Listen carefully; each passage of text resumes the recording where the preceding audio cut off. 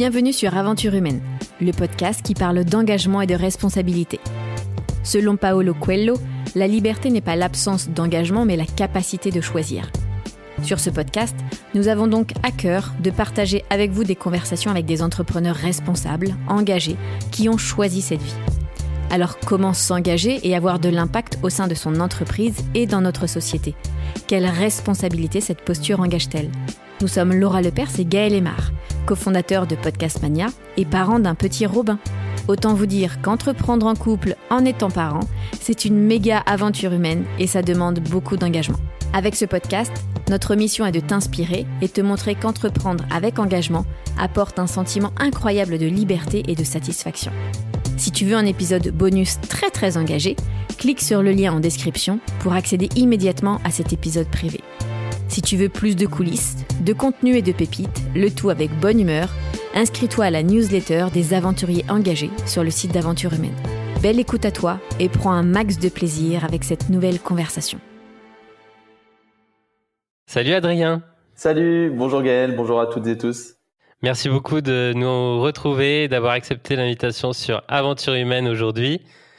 Alors aujourd'hui, on va faire justement une grande verticale sur le financement à toute étape, à tout stade du développement d'un projet, d'une société.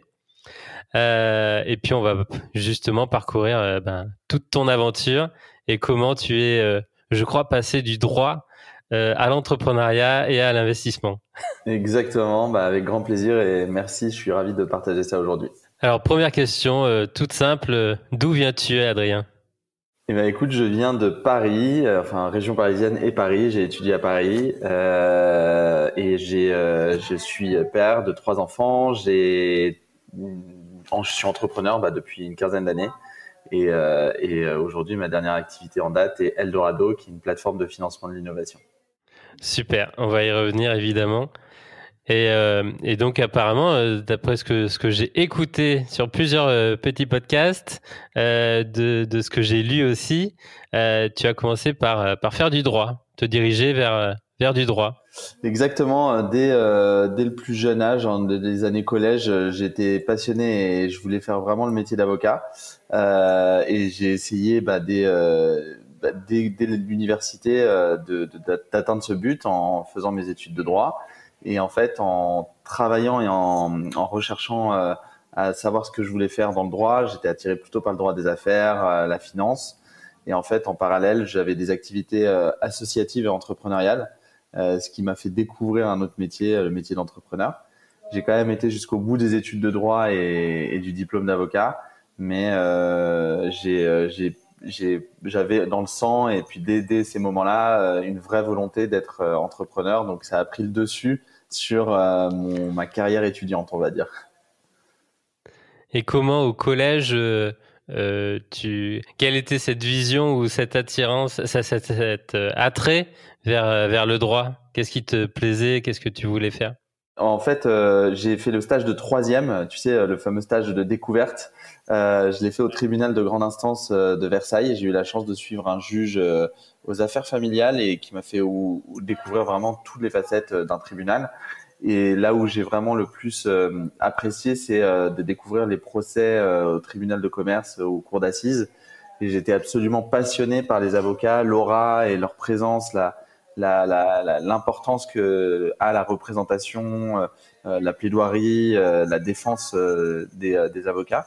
Et je me suis dit, moi, je veux faire ce métier, c'est incroyable, c'est génial, la plaidoirie en robe, comme ça, dans un lieu aussi fort et sur des problématiques aussi importantes.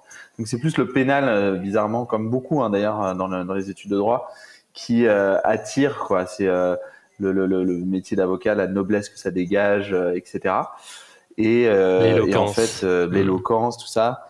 Et bizarrement, j'ai plus fait des études de droit des affaires, qui est un peu le côté avocat qui est complètement différent. C'est l'avocat conseil. Donc, il n'y a pas de plaidoirie, il n'y a pas de robe. On est en costard cravate avec des clients sur des deals internationaux et on passe une quinzaine d'heures par jour devant son ordinateur et des tableaux Excel pour forcer le trait. Mais c'est un petit peu ça. Et à mon avis, du coup, ça a quand même énormément aidé et ça t'a énormément apporté justement pour la suite. Dans les études de droit, t'as des stages, t'as des choses comme ça? Ouais, exactement. Moi, pendant toutes mes années d'études, j'étais à la fois donc j'étais barman dans un bar tout pendant mes 6 années d'études de droit. J'ai fait de l'associatif et de l'entrepreneuriat. Du coup, j'ai commencé l'entrepreneuriat par de l'associatif et après je faisais des stages l'été dans des cabinets d'avocats ou des services juridiques d'entreprise pour me former et parce que c'est indispensable après quand on veut trouver le très bon stage ou premier emploi d'avoir eu un peu d'expérience avant. Et il s'avère que ces expériences pour moi, elles avaient été très, comment dire, démotivantes, quoi. J'ai pas du tout été inspiré par les personnes qui étaient en stage autour de moi ou les avocats avec qui je travaillais. Ça me parlait pas et puis je me projetais pas dans ce métier-là. Et puis en parallèle, comme je te disais tout à l'heure, j'étais déjà tiré un petit peu vers le métier d'entrepreneur, ce qui m'a convaincu plutôt de faire quelque chose qui me plaît, où je me projette, que de suivre les études que j'avais faites, quoi, quelque part. Bah, t'as bien fait, c'est sûr. Et du coup, ces projets associatifs, tu peux nous en détailler quelques-uns? Ouais, avec plaisir. En fait, j'ai commencé par la création d'un journal étudiant en droit, donc tout simplement dans l'édition. C'est marrant parce que je viens de sortir un livre, donc ça fait Un un média. peu un média. La boucle est bouclée avec de l'édition, de la publication. Et en fait, on est parti du constat qu'il n'y avait pas de journaux par les étudiants pour les étudiants à la fac de droit. Et j'ai voulu créer un journal étudiant. Avant ça, j'avais quand même fait de l'associatif plutôt festif. J'étais président du BDE de l'université, donc l'organisation de soirées. C'est bien ça. Voilà, c'est des premiers amours, restent quand même comme ça. Et puis quand on arrive dans une fac, c'est bien de faire le week-end d'un thé ou dans une école, etc. pour créer des amitiés qui durent des années et puis des souvenirs. Mais moi, ça m'a vraiment permis de rentrer dans l'associatif, de rentrer dans l'association en membre actif, administrateur, membre du bureau et président. Et du coup, de gérer des bénévoles pour organiser plein de choses. J'ai beaucoup aimé. C'était pas assez sérieux, entre guillemets. Déjà, j'ai redoublé ma première année de droit un peu à cause de ça, des activités extra universitaires que je faisais. Je suis arrivé à Paris, je découvrais tout ça. Et en fait, j'ai décidé de créer donc le Petit Juriste, qui est un journal étudiant en droit, qui existe encore. Qui existe encore, ouais. Aujourd'hui, c'est une des plus grandes publications étudiantes gratuites en France. Donc il y a des journaux comme le Journal des grandes écoles, etc. Il y a pas mal de journaux qui existent ou de diffusion dans plein de domaines. Le droit étant un des secteurs les plus choisis par les étudiants après le bac, notamment en première ou deuxième année, il y a vraiment énormément d'étudiants en droit en France et on a réussi à faire une diffusion dans toute la France. Au début, c'était que dans la fac où j'étais, donc Panthéon à Assas. Et après, on a été à la Sorbonne à côté, puis Nanterre, etc. Et puis au final, on a été distribué. Un numéro, c'est un bimestriel, donc il y en a 2 par trimestre. Il y en a dans plus de 60 universités et 40 000 copies à chaque fois. Et du coup, ça vraiment, c'est monté en flèche. Ça a été une aventure vraiment super parce qu'on a créé au début, c'était un peu une feuille de chou. On savait pas trop. C'est moi qui écrivais à la moitié des articles avec 2 copains dans le journal. Et à la fin, c'est devenu une remarquable association qu'on a intégrée à une entreprise qu'on a créée, qui est un site d'emploi dans le droit. On a créé d'autres journaux étudiants dans d'autres secteurs, en sciences sociales, économie, gestion, comptabilité, etc. Donc tout ce qu'il y avait un peu à l'université. Et ça a créé une marque globale de journaux étudiants, de sites d'emploi pour jeunes diplômés, étudiants et collaborateurs. Et puis des sites de formation, puisqu'on faisait des listings de toutes les formations juridiques et formations internationales. Donc le tout faisait un superbe mix d'idées qu'on a structuré progressivement, au début en associatif, puis en société. En société, à partir du moment où toi, tu avais fini tes études ou déjà à l'intérieur? Alors déjà, je continuais les études et je me suis dit c'est le bon moment. En fait, j'avais fait 4 ans d'associatif avec le Petit Juriste. Ça a commencé à générer pas mal de revenus. Enfin, on dégage pas de revenus puisqu'on réutilisait tous les revenus pour tirer plus. Voilà, on était à l'équilibre. L'associatif, il n'y a pas de rentabilité et pas de modèle de rentabilité. dans la plupart des cas. Et du coup, on avait ce souci de se dire, le prochain projet qu'on veut faire, donc c'était un site d'emploi, on s'est dit, est-ce qu'on le fait dans l'association, est-ce qu'on refait une association, est-ce qu'on ferait pas une société? Et à l'époque, j'étais en master de droit, donc en 4e année. Et je me suis dit, allez, on y va, on crée une SAS, on met un peu d'argent dedans, on paye des développeurs, on fait tous les enjeux marketing, communication. On bénéficie de l'audience qu'on a grâce au journal pour lancer un petit peu l'activité site d'emploi dans toute la France. Et la volonté directement, c'était de se dire, là, j'ai envie de gagner de l'argent en faisant ce que je fais, parce que je passe énormément de temps dessus. Donc le but n'était pas de créer le prochain Facebook ou etc, mais c'était de créer vraiment une entreprise qui fait des revenus, qui peut recruter, une activité tout simplement. C'est ce qu'on a fait. Ouais, super, bravo. Et donc ça, tu l'as revendu? Alors exactement, en 2014, j'ai revendu tout ce groupe de marques. En fait, il y avait beaucoup de marques, ça générait évidemment beaucoup de revenus aussi, et puis on est monté jusqu'à plusieurs salariés, presque une dizaine de salariés. On a structuré le tout pour avoir une logique collective entre les éditions, le média, le site d'emploi et les sites de formation. Ce qui fait qu'on avait vraiment un cercle vertueux, beaucoup de trafic, des réseaux sociaux et de plus en plus de clients qui étaient des cabinets d'avocats, des éditeurs, des sites qui voulaient toucher la cible étudiants jeunes diplômés.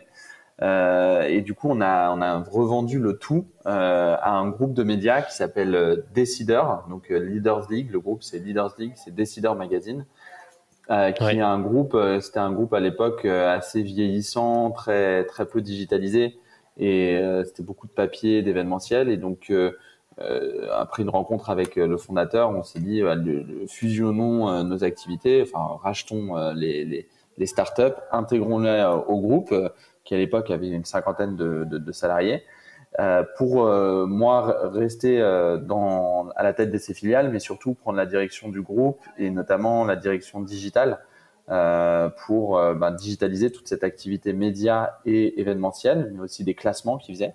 Et j'ai fait ça pendant 3 ans. Donc après la revente, je suis devenu même actionnaire du groupe qui nous a racheté en échange d'actions en fait. Donc, c'était une sorte d'opération de sortie, mais par échange d'actions. Et pour faire grandir et croître le groupe pendant des années, 3 ans. Alors là, c'était de l'entrepreneuriat, mais vraiment dans plutôt une intrapreneuriat. Intrapreneuriat, exactement. Bon, j'étais encore associé, il y avait encore cette logique, mais c'était plutôt une TPE, PME, quoi. C'était pas une dynamique start-up, mais avec un retard digital qu'il a fallu combler et qu'on a, grâce à des super équipes, magnifiquement comblé. Et aujourd'hui, toutes les filiales existent encore. Le groupe, maintenant, il a triplé de volume. Il y a plus de 150 collaborateurs et je l'ai quitté en 2017 après ces 3 ans de travail qui étaient assez passionnants. Ok, super. Bon, on va y revenir. Du coup, tu es diplômé en quelle année? Je suis diplômé en 2011 du CAPA, donc c'est le certificat d'aptitude à la profession d'avocat. En 2011 okay. Et j'ai revendu en 2014, mais depuis 2008-2009, j'avais déjà en parallèle de mes études ma société et plusieurs projets, quoi. Ok. Et à un moment, donc t'es parti 1 an au Brésil? Exactement, un an en fait. Ouais. C'était juste après ton diplôme? C'était en fait à la dernière année du diplôme, la dernière année et demie, on est à l'école d'avocat, donc on passe le concours d'avocat. Ensuite, on a 1 an et demi d'école. Et pendant cet 1 an et demi, j'ai fait une césure d'1 an, puisque à l'époque, donc ma femme à l'époque avait l'opportunité de partir au Brésil avec son école. Et du coup, me suis organisé pour trouver un stage dans un cabinet d'avocat là-bas. Je parlais pas brésilien, ni portugais du Brésil, je connaissais pas, mais j'avais vraiment une attirance de faire 1 an à l'étranger. Et c'est une année assez incroyable. Enfin, le Brésil est un pays incroyable sur plein d'aspects. Les gens, la dynamique, la taille, la beauté des paysages et de tout ce qu'il y a. Et puis surtout, intrinsèquement, les Brésiliens sont des personnes qui sont qui ont un des grands talents que devraient avoir les entrepreneurs, c'est d'être optimistes tout le temps. Et eux, quand ils arrivent, souriants, on pense aux choses simples de la vie. On se prend pas la tête avec les trucs compliqués. Et c'est une allégresse qui m'a pas quitté, quoi. Et du coup, vous étiez à Rio, Sao À Rio, Paulo ouais, Rio de Janeiro. Rio, ok. Et du coup, tu as trouvé quoi qu'est-ce que tu as fait pendant un an là-bas? Alors, j'ai trouvé un stage dans un cabinet d'avocats. L'avantage, c'est que c'est le même système juridique, donc c'est du droit qu'on appelle du code civil. Donc, à la différence du droit anglo-saxon, on peut c'est à peu près le même système juridique, sauf que bon, il y a le système constitutionnel est un peu différent, mais du coup, on peut vite se former. Il faut juste parler. Donc, moi, je parlais pas du tout. Et j'ai décidé de prendre des cours intensifs en un mois. Je faisais 4 heures de cours le matin individuel et 2 heures l'après-midi en collectif. Et en plus, je m'étais fait des copains, parce que moi, je suis rugbyman, et je m'étais fait, alors aussi bizarre que ça puisse paraître au pays du football, des potes brésiliens qui jouaient au rugby et argentins, parce que là, en Argentine, il y a beaucoup de Ah rugby. là, oui. Et les Brésiliens, ça m'a permis d'apprendre ce que disent les Brésiliens. Ils disent le portugais da rua. Ça veut dire le Brésilien de la rue. Portugais de la rue. Ouais, le portugais de la rue. En plus de faire le droit à côté et les cours, en un mois, j'étais devenu assez pas bilingue du tout, mais je pouvais comprendre T'étais très à l'aise. bien et j'étais très à l'aise. Je pouvais avoir des conversations, c'était le principal. Ouais, super. Vous avez découvert du coup un peu aussi le Brésil, Dans je sais son pas, ensemble, l'Amazonie. Complètement. Le Brésil, c'est un pays, il faut toute une vie pour le découvrir, quoi. C'est assez incroyable. Le nord, le sud, l'est, le voyage, et puis même quand on est à l'étranger comme ça, on essaye d'en profiter aussi pour faire des voyages dans d'autres pays à côté. L'Argentine, le Chili, Bolivie, Pérou, etc. Il y a tellement de belles choses à voir, assez incroyable, pays d'une richesse incroyable. Malheureusement, qui est retombé dans ses travers de corruption endémique et puis de violence un peu locale et très très forte. Les cartels de drogue et puis la corruption de l'État font que c'est un pays qui, malgré toutes ces richesses internes, n'arrive pas à être stable. Donc il y avait nous on était pendant les belles années avec Lula, etc. Aujourd'hui c'est un petit peu plus compliqué, c'est sûr. Ouais. Laura, pour info, elle a commencé son tour du monde par le Brésil et c'était 15 jours, 3 semaines avant la prise de pouvoir de Bolsonaro. Bolsonaro, voilà. Donc oui. Ok, et du coup, donc vous rentrez en France et toi, tu te mets en quête donc de là plus du tout travailler dans le droit.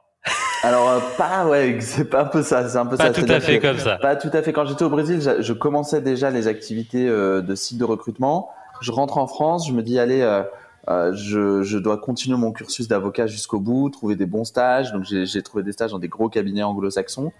Et il s'avère, comme je te disais tout à l'heure, que j'ai vraiment même détesté quoi. Déjà les personnes avec qui je travaillais ne m'ont pas inspiré, mais aussi la physionomie du droit des affaires, être à la merci de ses clients, etc. Et puis sur un domaine où il y a beaucoup, on se met en costard pour travailler 12 heures par jour devant son ordi, quoi. C'est assez bizarre, quoi. Donc je me voyais vraiment pas dedans, ça m'inspirait pas, ça m'a vraiment démotivé de l'image que j'avais du métier d'avocat, que j'aime toujours, hein. J'ai d'ailleurs évidemment beaucoup d'amis qui sont encore avocats et je trouve qu'ils s'y plaisent, ils sont beaucoup mieux avocats que moi je l'aurais été. Mais en tout cas, voilà, moi j'ai fait le deuil. En parallèle, quand je suis rentré du Brésil, je devais finir mon école d'avocat. Ce que j'ai fait mais en parallèle j'avais mes boîtes, donc j'ai été jusqu'au bout des stages, des diplômes et après les 2 ans d'école, 1 an et demi, 2 ans d'école, j'ai pas prêté serment. Du coup, quand on finit l'école d'avocat, on doit prêter serment pour pratiquer. Donc je suis un avocat, mais pas au barreau de Paris. Je suis omis du pas barreau sermenté. de Paris. Voilà, donc je suis pas sermenté. C'est-à-dire que je peux pas donner de conseils juridiques si quelqu'un m'en demande.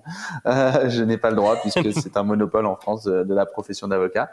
Et voilà. Donc, mais très vite, j'ai switché de cette costard cravate dans des gros cabinets dans le 8e arrondissement de Paris au t-shirt, casquette, Mac sous le bras. Dans le sentier, dans des caves d'entrepreneurs, quoi. Et comment, du coup, Donc en parallèle et ces études et ce voyage à distance, comment tu fais pour gérer, manager t'étais peut-être plus trop dans l'opérationnel, en tout cas, de tes activités, tes boîtes? Alors en fait, c'était naissant. Alors si, j'ai réussi parce que déjà j'avais des associés, des personnes qui étaient restées à Paris, qui prenaient le relais sur les équipes, notamment pour la publication des journaux, le suivi de la distribution, les sorties des nouveautés. On a sorti des nouveaux sites web, évidemment. Faut le dire, hein, ça me rajeunit pas, mais c'était l'avènement aussi des réseaux sociaux. À l'époque, c'était entre 2008-2010, donc il y avait Facebook, LinkedIn, Twitter qui commençaient à émerger. Instagram est venu bien après, mais tu vois cette logique les réseaux sociaux commencent à naître en même temps, donc il y avait beaucoup de choses à faire et qui pouvaient se faire à distance. Donc moi, je continue à gérer à distance et pour impulser les nouveaux projets, je travaillais sur les choses de fond comme des cahiers des charges de sites internet, des études de marché, des benchmarks. Donc des études concurrentielles qui existent, etc. Donc ça m'a permis un peu de prendre de la hauteur, et que quand je rentre, je puisse être aux manettes directement avec les équipes sur quelque chose de très opérationnel. Donc on a réussi à trouver un bon équilibre avec les personnes qui étaient en France, donc mes associés qui étaient des amis associés sur ces projets-là. Donc on a réussi à distance à créer une véritable ambiance de confiance et de collaboration. Ok. Ouais, c'est le bon modèle. C'est ça, exactement. Et j'ai vu que tu avais aussi revendu une seconde activité. Elle était aussi un petit peu dans la même. Dans la même sphère, en fait, moi, je suis le type d'entrepreneur. Je sais pas s'il y a des types d'entrepreneurs, mais j'aime bien classer un peu des entrepreneurs par catégorie. Et moi, je suis vraiment l'entrepreneur à instinct. Donc, ça veut dire je lance et on verra plus tard. Donc, c'est le pure lean, comme on dit dans l'écosystème. On lance un maximum de choses, on voit ce qui reste, qui a une logique, etc. Et en fait, à l'époque, on avait donc un parterre de marques et d'initiatives qui touchaient le secteur étudiant sur le recrutement, mais aussi sur des publications. Et on avait beaucoup de modèles publicitaires. Et je me suis dit, c'est fou ce qu'on ait réussi à faire. Il y a des gens qui viennent me voir pour me demander est-ce que vous avez d'autres éditions, d'autres médias? Et à côté, on était dans des incubateurs de startups qui disaient mais moi j'ai de la présence sur mon site, j'ai du trafic, etc. Donc je me suis dit tiens, c'est des gens qui ne réussissent pas à toucher les grosses régies publicitaires ou à toucher directement des annonceurs et pourtant ils ont de l'audience, des communautés, de la data, etc. Et donc on a créé avec un ami Augustin en parallèle une régie publicitaire plurimédia dans le secteur étudiants jeunes diplômés, on essayait de faire un maximum de médias un peu nouvelle génération, donc beaucoup de réseaux sociaux, beaucoup de planification. Donc on a créé une sorte d'agence régie en parallèle qui permettait des clients qu'on avait sur nos éditions, de leur trouver d'autres espaces publicitaires et toucher d'autres cibles. Et d'autres, à l'inverse, pour d'autres startups ou entreprises entreprises dans le secteur étudiant jeune diplômé qui avaient des espaces et des publications dans le secteur étudiant jeune diplômé, de compter sur notre expérience pour trouver d'autres annonceurs adaptés à eux. Et donc on a créé ça en parallèle et je l'ai revendu aussi au même groupe Leaders League pour l'intégrer, qui est devenu une agence marketing. C'est un gros package. Ouais, c'était une grosse corbeille de la mariée, on va dire, avec plein de trucs différents. Alors c'était pas énorme, c'était pas un groupe de malades en termes de chiffre d'affaires, etc. Tu vois, on était autour de 800 000 euros de chiffre d'affaires, mais on commençait à créer vraiment une bonne logique collective. On avait des marques qui étaient très présentes dans leur secteur, donc ça mettait aussi beaucoup de positionnement et de valeur pour l'entreprise qui nous a racheté. Et puis une dynamique entrepreneuriale et start-up très forte qui a permis au groupe d'en bénéficier indirectement quand ils nous ont racheté aussi. Ouais. Et donc, tu nous dis que tu es resté 3 ans. Est-ce que ça, c'était déjà dans les conditions, on va dire, de la vente, ou est-ce que c'était pour toi important de rester jusqu'à ce que la transition, le projet perdure vraiment et soit vraiment dans les rails de ce groupe? Alors en fait, c'est ça, c'est que c'est dans les conditions, généralement dans les rachats ou les levées de fonds, peut-être qu'on en parlera tout à l'heure quand on parlera du financement, mais les conditions d'un rachat ou d'une levée de fonds, c'est que l'équipe fondatrice reste. Parce que, alors sauf exception, mais parce que dans la plupart des cas, l'équipe fondatrice a vraiment un rôle important à jouer dans l'intégration de l'entreprise au groupe, la continuité de l'activité. Tout simplement, il y a donc, comme tout entrepreneur, on a des projets à moyen terme, etc. Et c'est très rare, en gros, les reventes où l'équipe fondatrice part et on dit bon courage avec tout ça, je reste 15 jours, je fais une petite transition. Non. Au contraire, c'est une des conditions du deal, c'est ce qu'on appelle, même les Américains appellent une acqui-hired. Donc c'est acquisition, recrutement, hired pour recrutement. Et du coup, on intègre l'équipe fondatrice, voire même toutes les équipes qui y travaillaient. Hein. Ils ont tous signé un nouveau contrat. Et moi, j'ai intégré avec un mandat. Je suis devenu associé et en plus directeur du développement et du digital dans le groupe. Et en fait, donc j'avais un vesting. Donc ça s'appelle un vesting, c'est une clause qui oblige entre guillemets, parce qu'on n'est jamais obligé, mais qui indique que si on part avant 3 ans, on aura des conditions financières moins importantes dans le deal. Donc, implicitement, ça veut dire reste 3 ans pour essayer de gagner un maximum le produit de ta revente et de ton travail, quoi. Donc oui, je suis resté 3 ans après et c'était assez long, 3 ans, parce que j'avais plein d'idées, plein de projets, plein d'énergie et que c'était plus mon projet. Maintenant, j'intégrais une boîte un plus grande avec beaucoup plus de partage de direction. Mais j'ai appris de décideur justement. De décideur. Alors j'ai eu beaucoup d'avantages et j'ai gravi une marche qui m'a permis d'apprendre énormément de choses. J'ai même eu plein d'erreurs, de problèmes à résoudre, de choses comme ça, de vraiment des choses. À la fois, ça peut paraître négatif, mais en fait, ça apprend tellement dans ce métier d'entrepreneur. Il n'y a pas d'école qui apprend ce genre de choses qu'on vit. Et du coup, après ces 3 ans, j'ai décidé de repartir de zéro sur un autre projet, effectivement. Avant de passer justement sur ce projet, qu'est-ce que tu as appris? Qu'est-ce que tu retiens là les deux, trois grosses pépites? Alors, les choses qu'on apprend beaucoup dans cette opération, c'est que il faut jamais sous-estimer qu'une revente, c'est quand même quelque chose de très difficile en termes d'intégration, d'ADN et de valeurs communes. C'est un peu comme il y a l'émission à la télé qui s'appelle Marié au premier regard, là, tu sais, où les gens ils se marient alors qu'ils se connaissent pas, tu sais. Allez, tu te maries et puis tu découvriras après comment ça marche. Donc, et même s'il y a ce qu'on appelle des due diligence dans l'écosystème du rachat d'entreprise ou des levées de fonds, où on essaie de voir, savoir, connaître, etc. On apprend à connaître en fait les gens véritablement et les nouveaux associés qu'après des mois et des années de pratique et de voir comment sont les valeurs. Alors nous, on avait un ADN commun avec le racheteur, c'est sûr. Il y a la même volonté entrepreneuriale, une certaine forme de dynamisme, de volonté. Vraiment intrinsèquement de faire bouger les choses, de créer des belles choses, on était inspiré par les mêmes types d'entrepreneurs, etc.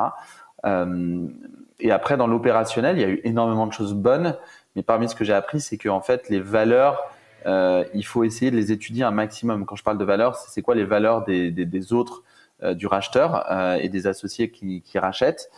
Dans l'opérationnel, comment ils traitent leurs clients, leurs collaborateurs, comment ils organisent leur suivi de reporting, leur financement, quelles sont les informations opaques ou transparentes, quelles relations de confiance on peut créer.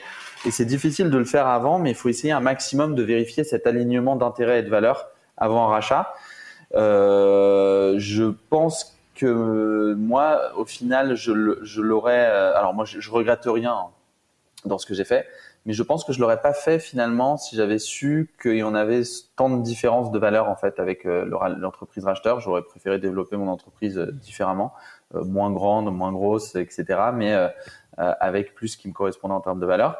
Donc un des conseils ou takeaway comme on dit pour les personnes qui nous écouteraient, c'est vraiment lorsqu'on a une opération de rachat, de levée de fonds ou d'intégration d'un cofondateur, cofondatrice, etc. On le dit déjà beaucoup sur d'autres contenus que tu as pu voir toi aussi, mais tu as cette vérification de l'alignement d'intérêts est hyper importante. Donc le conseil que je donnerais, c'est de se prendre le temps, ne jamais signer dans l'urgence quand il y a un fonds d'investissement qui vous dit c'est vendredi et après sinon le chèque n'existe plus. Et ben dommage, le chèque n'existera plus parce que moi je peux pas prendre une décision sans connaître, sans sentir, aussi sans importante. échanger, aussi importante et structurante quoi. C'est évidemment ça. Il y a un rachat aussi. Donc ça c'est un premier gros conseil. Le deuxième conseil, c'est de dire aussi aux entrepreneurs de ne pas oublier de continuer à se former en fait tout au long de sa carrière. Moi, j'ai intégré ce groupe. J'étais directeur d'un groupe qui avait 50, puis 100, puis 150 collaboratrices. Et il n'y a pas de formation à ça, à l'entrepreneuriat, à la gestion d'entreprise, alors opérationnelle, même sur la lecture des enjeux financiers, un contrôle fiscal, un contrôle URSSAF, des problématiques RH, construire un CE d'une entreprise, un comité d'entreprise, etc. Il n'y a pas de méthode en fait, c'est que quand on le vit qu'on le voit. Mais il y a quand même beaucoup de choses qu'on peut vivre par retour d'expérience avec d'autres entrepreneurs ou d'essayer de se former. Alors aujourd'hui, il y a beaucoup de contenu, vidéo, audio avec les podcasts ou autres sur l'entrepreneuriat. Il y a même des livres apparemment. Des livres. Mais faut continuellement se former. Et moi, pendant une période, je pense que j'ai pas assez pris de recul. Il y a aussi la possibilité d'avoir des mentors, d'avoir des coachs aussi pour entrepreneurs. Il faut vraiment se dire que ça peut être quelque chose de vraiment très utile. Moi, ça m'a été très utile d'être coaché pendant un moment. Donc voilà, il y a tout un périmètre de formation à garder. Et c'est un autre conseil que je donnerais pour les entrepreneurs qui auraient des levées de fonds ou des rachats potentiels. Ouais, très, très très bon conseil. Coaching, préparateur mental, on est entouré nous aussi. On fait partie de mastermind, de groupes d'entraide entre pairs. C'est hyper important. Est-ce que justement je reviens sur l'avant-dernier conseil, sur la culture. Est-ce que tu penses que au final notre génération d'entrepreneurs, on va dire, et je pense pour la plupart beaucoup plus transparent, beaucoup plus au clair avec cette culture, ce manifeste, ces valeurs, ces raisons d'être.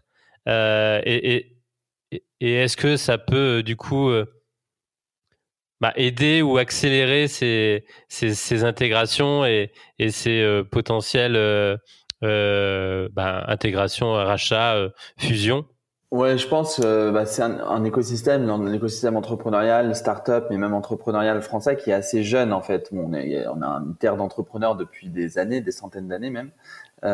Mais sur l'écosystème nouveau de l'intégration dans des entreprises, des levées de fonds, etc., ça a à peine 10 ans en fait. Donc on manque de rôle modèle, d'exemple, de retour d'expérience.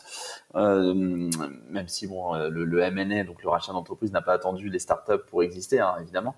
Mais la difficulté qu'ont pu avoir certains entrepreneurs, c'est d'être les premiers un peu, tu vois, à être achetés, à rentrer en bourse aux US, à être achetés par un grand corporate, à être acheté par un fonds de private equity.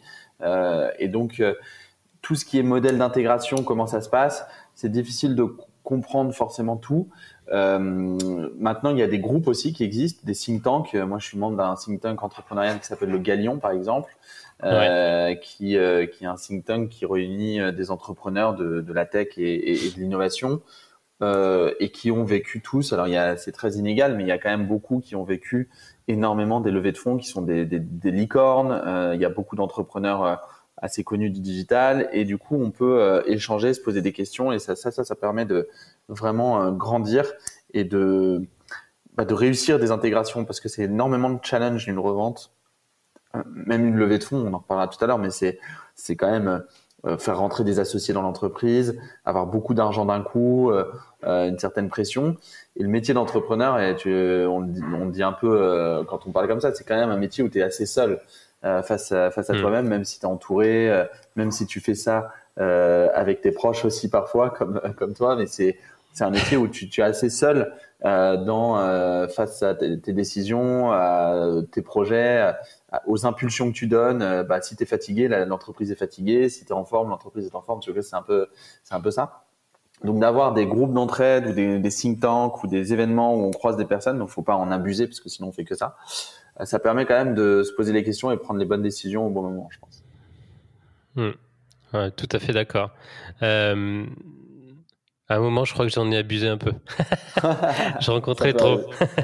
Ça peut arriver. Et donc en 2017, tu découvres à ce moment-là une nouvelle casquette, celle où avec l'opportunité d'investir. Donc tu deviens ou tu te projettes sur cette activité-là. Mais en fait, avoir eu la chance de gagner de l'argent dans le cadre d'une revente et puis un salaire plus important, on passe d'un salaire de start-upper à un salaire de dirigeant un peu de TPE-PME. Donc ça permet tout de suite d'avoir une capacité d'investissement. Et je suis rentré dans l'investissement un peu par hasard où j'étais... donc moi, j'ai fait l'incubateur de l'ESCP parce qu'un de mes associés sur une des structures avait fait l'ESCP. Et donc, la Blue Factory s'appelle, qui est l'incubateur de l'école. Et après, quand on sort du programme, donc qui dure 1 an, on devient mentor et on devient ce qu'on appelle Blue Brother, même Blue Brother. C'est comme c'est la Blue Factory, donc plein de jeux de mots comme tu peux le voir. Mais l'idée c'est de devenir mentor, frère, sparring partner d'entreprises qui y sont. Et la première entreprise que j'ai eu la chance de connaître avec 2 entrepreneurs incroyables, c'est Welcome to the Jungle. Qui naissait en fait au tout début, tu vois. Donc vraiment, on discutait ensemble, on prenait des cafés, on était vraiment, il y avait vraiment que Jérémy et Bertrand. Hein. Aujourd'hui, il y a plus de 150 personnes qui travaillent, plus de 50 millions d'euros levés et une superbe entreprise. Je crois qu'il y a plus de 3000 ou 4000 clients, je sais même plus les derniers chiffres, mais au début, c'était vraiment au tout début. C'était en plus un secteur que tu connaissais bien. C'est pour ça en fait que je les ai mentorés. C'était mon secteur de prédilection, la marque employeur, les entreprises de croissance, la visibilité qu'elles n'ont pas alors qu'elles sont des entreprises hyper intéressantes. Donc en fait, en échangeant dans nos idées, j'ai été un vrai mentor, accompagnateur. J'ai joué mon rôle de sparring partner à fond. Après, j'ai eu la chance de le faire avec 2 entrepreneurs d'un talent assez incroyable. Et puis au moment où ils ont levé des fonds, un tour de seed, ils m'ont dit est-ce que ça te dit d'être investisseur? Et là moi j'avais un petit pécule que j'avais réussi à collectionner avec la revente et du coup j'ai dit go, on y va. Je l'ai fait vraiment pareil à l'instinct et ça m'a plutôt réussi puisque c'est une très belle boîte. Donc c'était mon premier investissement. Et après j'en ai quasiment presque une vingtaine dans des écosystèmes que je connais. Donc c'est plutôt recrutement. Marketplace, donc tout ce qui est logique de place de marché, que ce soit dans le recrutement, dans tous les sites qui mettent en relation différents interlocuteurs. Et ça m'a mis le pied à l'étrier de devenir business angel et j'ai adoré faire ça. J'investis plus maintenant aujourd'hui, mais c'est clair que investir dans des talents, des projets et des vraies aventures, c'est quelque chose que je referai un jour. Ouais, pour la petite histoire, alors c'est Raphaël Grieco qui nous a mis en relation. Un investisseur aussi, un expert du venture en Suisse, et podcasteur aussi. Et dès qu'on a échangé en prévision de cet échange, cette conversation, on a vu que tu connaissais Kevin Le Goff, de Swenson, de Swenson, maintenant Cost Barn. Cost Barn, ouais, exactement. Et hier, je te disais, j'avais enregistré avec Alexandre de Clini. Exactement, un superbe entrepreneur et superbe entreprise aussi. Donc on navigue vraiment dans des sphères entrepreneuriales assez communes. Et j'ai été investisseur dans la précédente entreprise de Kevin, donc Swenson, de Kevin, ouais. Qui a malheureusement dû fermer, mais il a renouvelé vers une autre activité. Et on lui souhaite évidemment le meilleur.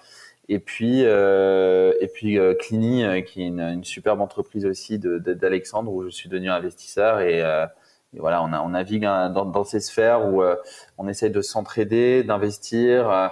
Quand on est business angel, on n'investit pas avec un business model, donc on n'est pas sur un objectif de revente à court terme, etc. Mais qui quand même peut être une opportunité aussi d'avoir des revenus complémentaires ou de faire un coup grâce à de l'investissement, quoi, comme tout investissement en fait.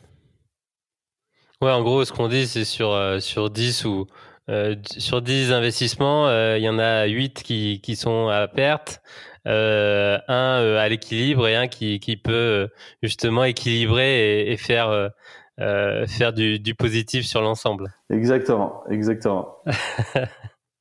Donc c'est pour ça que tu as fait 20 investissements. Toi, tu veux qu'il y ait 2 pépites. Ouais, alors ça c'est plutôt chez les fonds. Moi j'aimerais bien qu'il y ait 20 pépites. Mais non. 20 pépites, oui. Évidemment, quand on en fait 20, on sait qu'il n'y en a pas 20 licornes, ou alors il faut vraiment avoir un très bon flair. Il y a des très très bons business angels aussi qui ont un très très bon flair. Mais il y a tellement d'impondérables et d'inconnus, quoi. Quand on démarre une entreprise, il y a mille et une raisons pour lesquelles ça peut échouer, changer de business model, de dynamique, etc. Qu'on peut vraiment pas faire de plan sur la comète quand on met un ticket dans une startup, quoi. C'est évident. C'est évident. Et donc, tu fais ça 2017, 2018 ? Exactement. Plutôt ce rôle de mentor, investisseur, business angels. Et comment tu arrives du coup à ce beau projet, cette entreprise et cet écosystème d'Eldorado? En fait, en investissant, en voyant beaucoup de startups, je suis resté très proche de l'écosystème entrepreneurial. J'ai constaté que la principale problématique des entrepreneurs restait celle du financement. Donc, c'est une problématique assez universelle, hein, quel que soit l'entrepreneur. Si tu veux devenir une licorne ou juste être un freelance qui crée un site de vente en ligne, tu te poses la question de comment financer ta boîte. Et pas que d'ailleurs dans les startups, l'innovation, mais si tu ouvres une boulangerie, si tu es un franchisé dans la restauration, si tu es directeur d'une TPE en province, enfin aussi autant d'exemples que de besoins. Et ce que je trouvais assez anormal, c'est que, ou le paradoxe qui existait, qui moi me dérange et me dérangeait, c'est le fait qu'il y a en France énormément de sources de financement, de possibilités, de fonds, que c'est en croissance, que la France est une terre d'entrepreneurs depuis des années et le prouve avec les chiffres, la croissance. Mais pourtant, à côté, il y a une vraie difficulté de s'en sortir dans la jungle du financement. Quel financement je vais trouver, comment je peux l'anticiper, l'intégrer dans ma stratégie d'entreprise, etc. Et du coup, je me suis dit, il y a un problème de chaîne de valeur du financement en France et de compréhension. Donc, j'ai créé Eldorado dans ce but-là. C'est le premier problème, c'est de résoudre ce problème d'offre et de la demande qui se rencontrent pas assez, et du coup, où il y a des problèmes de développement de projet. Et puis, le deuxième souci que je voulais vraiment régler avec Eldorado, c'est l'inéquité dans l'accès au financement.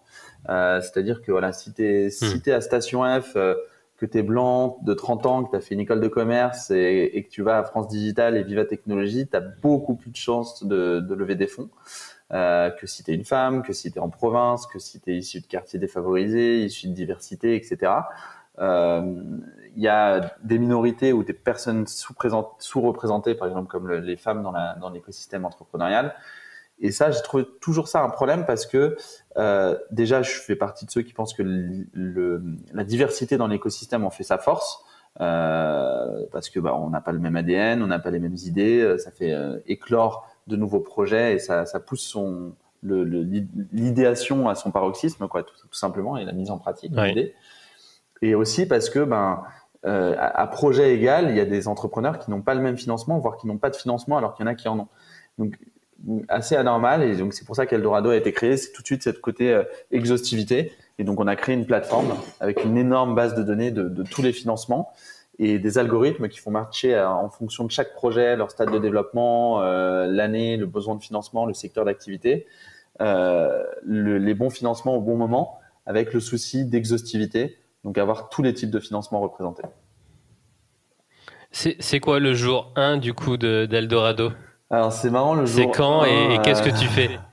J'ai quitté en 2017 du coup l'entreprise dans laquelle j'avais investi, et il faut vraiment s'imaginer, c'est une image assez drôle.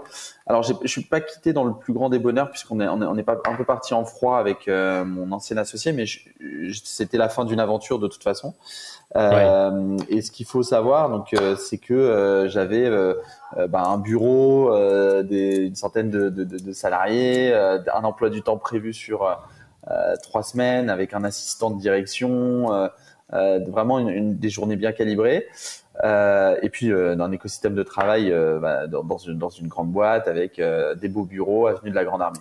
Et je suis reparti le lendemain matin dans un coworking dans le Sentier encore, qui s'appelle le Remix Coworking, mais vraiment du jour au lendemain, avec mon ordinateur tout seul, une feuille blanche, à me dire voilà, cette aventure est terminée, maintenant qu'est-ce que je fais? Et donc je me suis donné quelques mois pour nourrir mes idées, et je suis parti, j'ai pris une feuille blanche, je me suis dit pour moi les meilleurs entrepreneurs sont les entrepreneurs qui sont passionnés par ce qu'ils font. Donc aujourd'hui, quelles sont mes passions? Donc j'avais enfants, famille, sport, très sportif, rugby, etc. Et l'écosystème entrepreneurial. Moi, je suis passionné des entrepreneurs, des créations de projets, des lancements, quels qu'ils soient. Quelqu'un qui ouvre un resto, le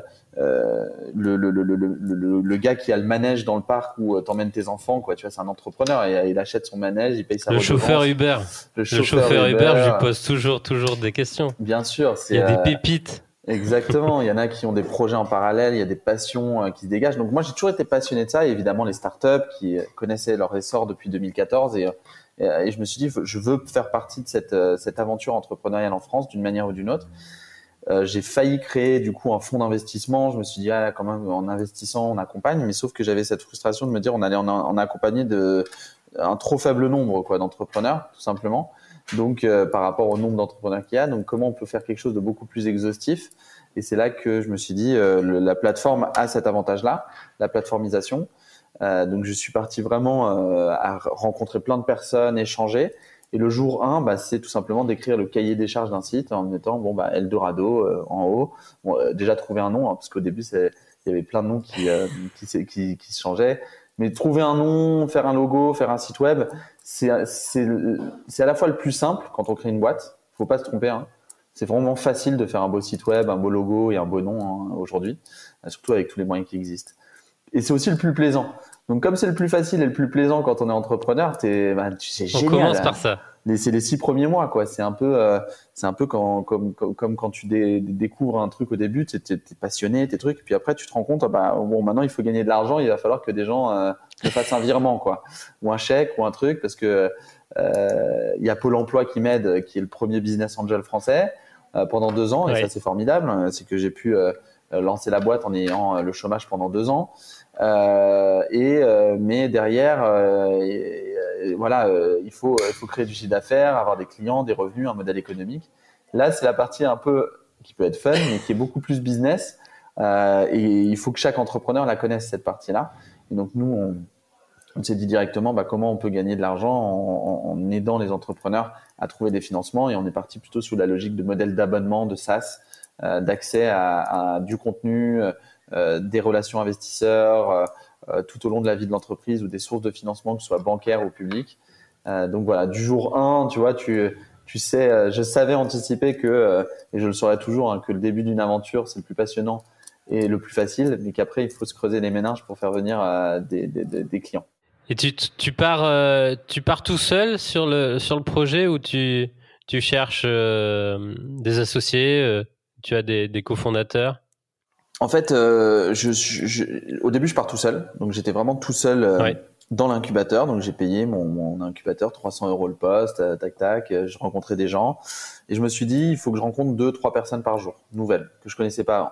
Donc, c'était mon objectif. C'est un ami à moi, entrepreneur aussi, qui me donnait cette inspiration, qui s'appelle Ludovic Huro, qui est le cofondateur de Attractive World, le site de rencontre, et récemment Shaper, qui est aussi un site qui permet de rencontrer des personnes inspirantes, mais aujourd'hui de faire aussi beaucoup plus de choses, du recrutement, de l'accompagnement et du financement d'ailleurs. Donc on continue avec Ludovic à naviguer dans les mêmes sphères.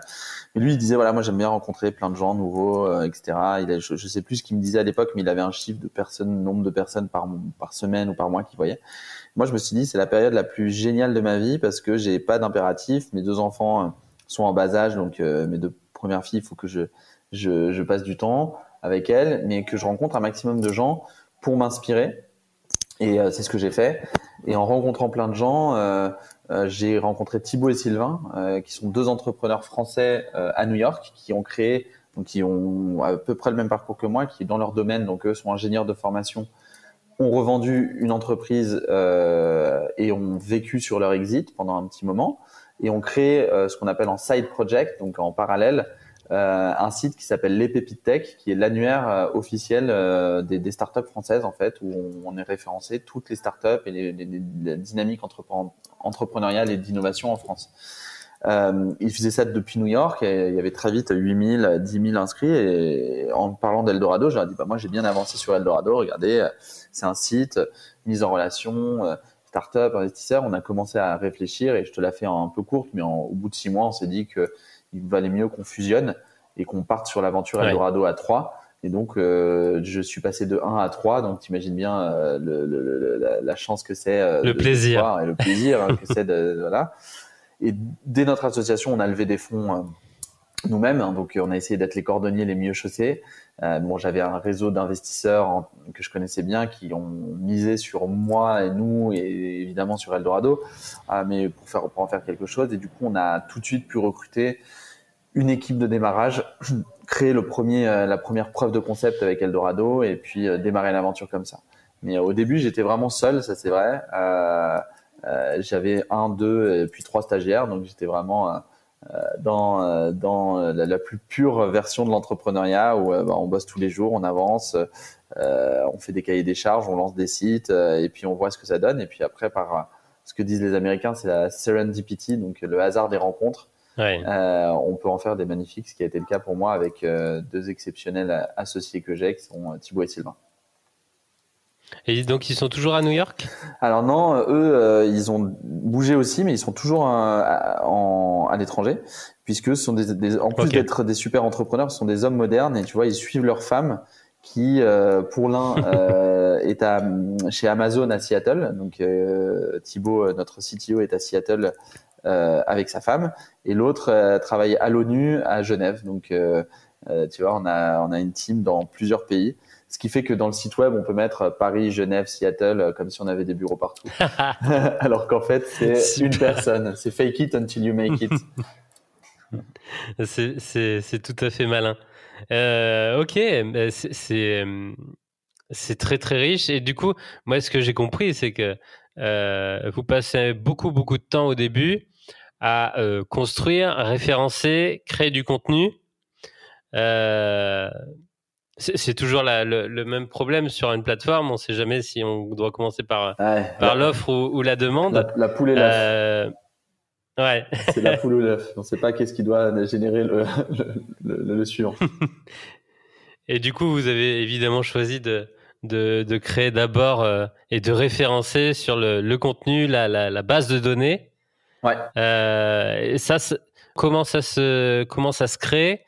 Est-ce que tu fais, je sais pas, tous les conseils généraux de France, les ministères, l'ADEME, les subventions, on est très très riche. Comment ça se fait pour référencer tout ça? C'est comme tu dis, la France est un terrain d'entrepreneurs magnifique, c'est un paradis financier pour entrepreneurs parce qu'il y a 3 acteurs, 3 typologies de financement. Il y a les banques, bon, c'est pas forcément les meilleurs amis des entrepreneurs, surtout des startups parce qu'il y a un profil risqué. Mais la crise Covid a montré que ça l'a été avec quand même les PGE et beaucoup de soutien bancaire à la respiration des entreprises qui ont dû fermer pendant tous ces mois. Donc il y a les banques, il y a le financement public avec l'acteur majeur en France et un modèle qu'on a dans le monde, c'est la BPI, mais aussi d'autres modèles de financement comme le crédit d'impôt recherche, le crédit d'impôt innovation, et puis plein d'organismes ministériels ou étatiques ou européens qui viennent à investir avec des financements qu'on appelle non dilutifs, c'est-à-dire que à la différence des investisseurs privés, on ne va pas prendre des parts dans l'entreprise ou des actions en échange du financement reçu. Donc c'est des prêts, des subventions, des crédits d'impôt. Il y en a plus de 3000 en France. Et puis à côté, il y a les financements privés, ce qu'on appelle les levées de fonds, avec les business angels, les fonds d'investissement, les family office, etc. Et donc c'est très riche. Donc nous, on s'est dit, pour faire quelque chose d'exhaustif, comment on fait une base de données avec tout ça? Donc il y a un peu de notre sauce secrète, mais on a référencé énormément de profils, fait beaucoup d'acquisition de data avec un mix entre de la data, ce qu'on appelle la data intelligence, où on référence beaucoup de data existantes sur le marché public, donc LinkedIn, les investissements sur les sites des BODAC, qui annoncent les levées de fonds, les augmentations de capital, etc., où on identifie plein d'investisseurs. Les référencements qu'il y avait déjà, il y avait déjà des listings un petit peu existants, même s'ils n'étaient pas à jour. Donc on a consolidé tout ça, on a mis une tambouille secrète. Et puis après, sur les aides et les banques, donc les banques, on est en relation avec elles directement et l'offre bancaire est très éclatée, mais on a réussi à référencer vraiment pas mal de dispositifs. Et sur le financement public, on est en API, donc c'est-à-dire qu'on met en relation notre software, notre logiciel avec des sites de open data où il y a référencé tous les dispositifs de financement de l'innovation, de la Chambre des métiers, de la BPI, des aides entreprises, etc.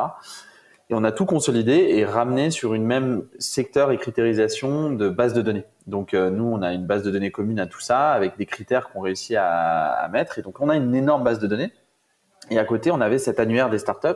Donc, forcément, le matching se fait bien dès le début. Et les investisseurs, voyant qu'il y a plein d'opportunités, commencent à se connecter, contacter et se référencer sur la plateforme. Et inversement, plus il y a d'investisseurs, plus il y a d'entrepreneurs. Donc, on a réussi à créer le cercle vertueux de cette manière-là, quoi, en fait. En combien de temps ? C'est encore le cas aujourd'hui, hein, donc ça fait 4 ans, tu vois. J'ai envie de te dire, c'est un chemin sans fin, puisqu'il y a toujours des investisseurs et des entrepreneurs. C'est par étapes. Au début, t'en as 50, puis 100, puis 2000, puis 5000, tu vois. Donc, tu passes par étapes. Tu pourrais même aller à l'international ou aller dans un truc multisectoriel. C'est un job qui n'est jamais terminé, surtout qu'aujourd'hui, Eldorado référence maintenant de plus en plus les dispositifs de financement, autres que le financement de l'innovation, mais aussi rachat d'entreprises, croissance internationale, entreprises en difficulté, etc., où il y a d'autres dispositifs. Donc, on essaie de le toucher même plus large que les startups et les sociétés innovantes, où là, on va intégrer toutes les TPE, les PME, etc. Et donc, c'est un travail qui n'est jamais fini, quoi, pour te répondre. Ok. Et aujourd'hui, il y a combien d'investisseurs et combien de clients entrepreneurs sur le modèle SaaS ? Alors, on en a plus de 300. On a quasiment 3500 inscrits par an sur la plateforme. Okay. On a il y en a qui viennent clients, qui reviennent. Il y en a qui restent plusieurs années parce qu'ils ont des besoins de financement divers, etc. Donc, c'est à la carte. C'est beaucoup. C'est un vrai modèle SaaS. Hein, donc, on paye à l'utilisation et on peut se désinscrire quand on veut.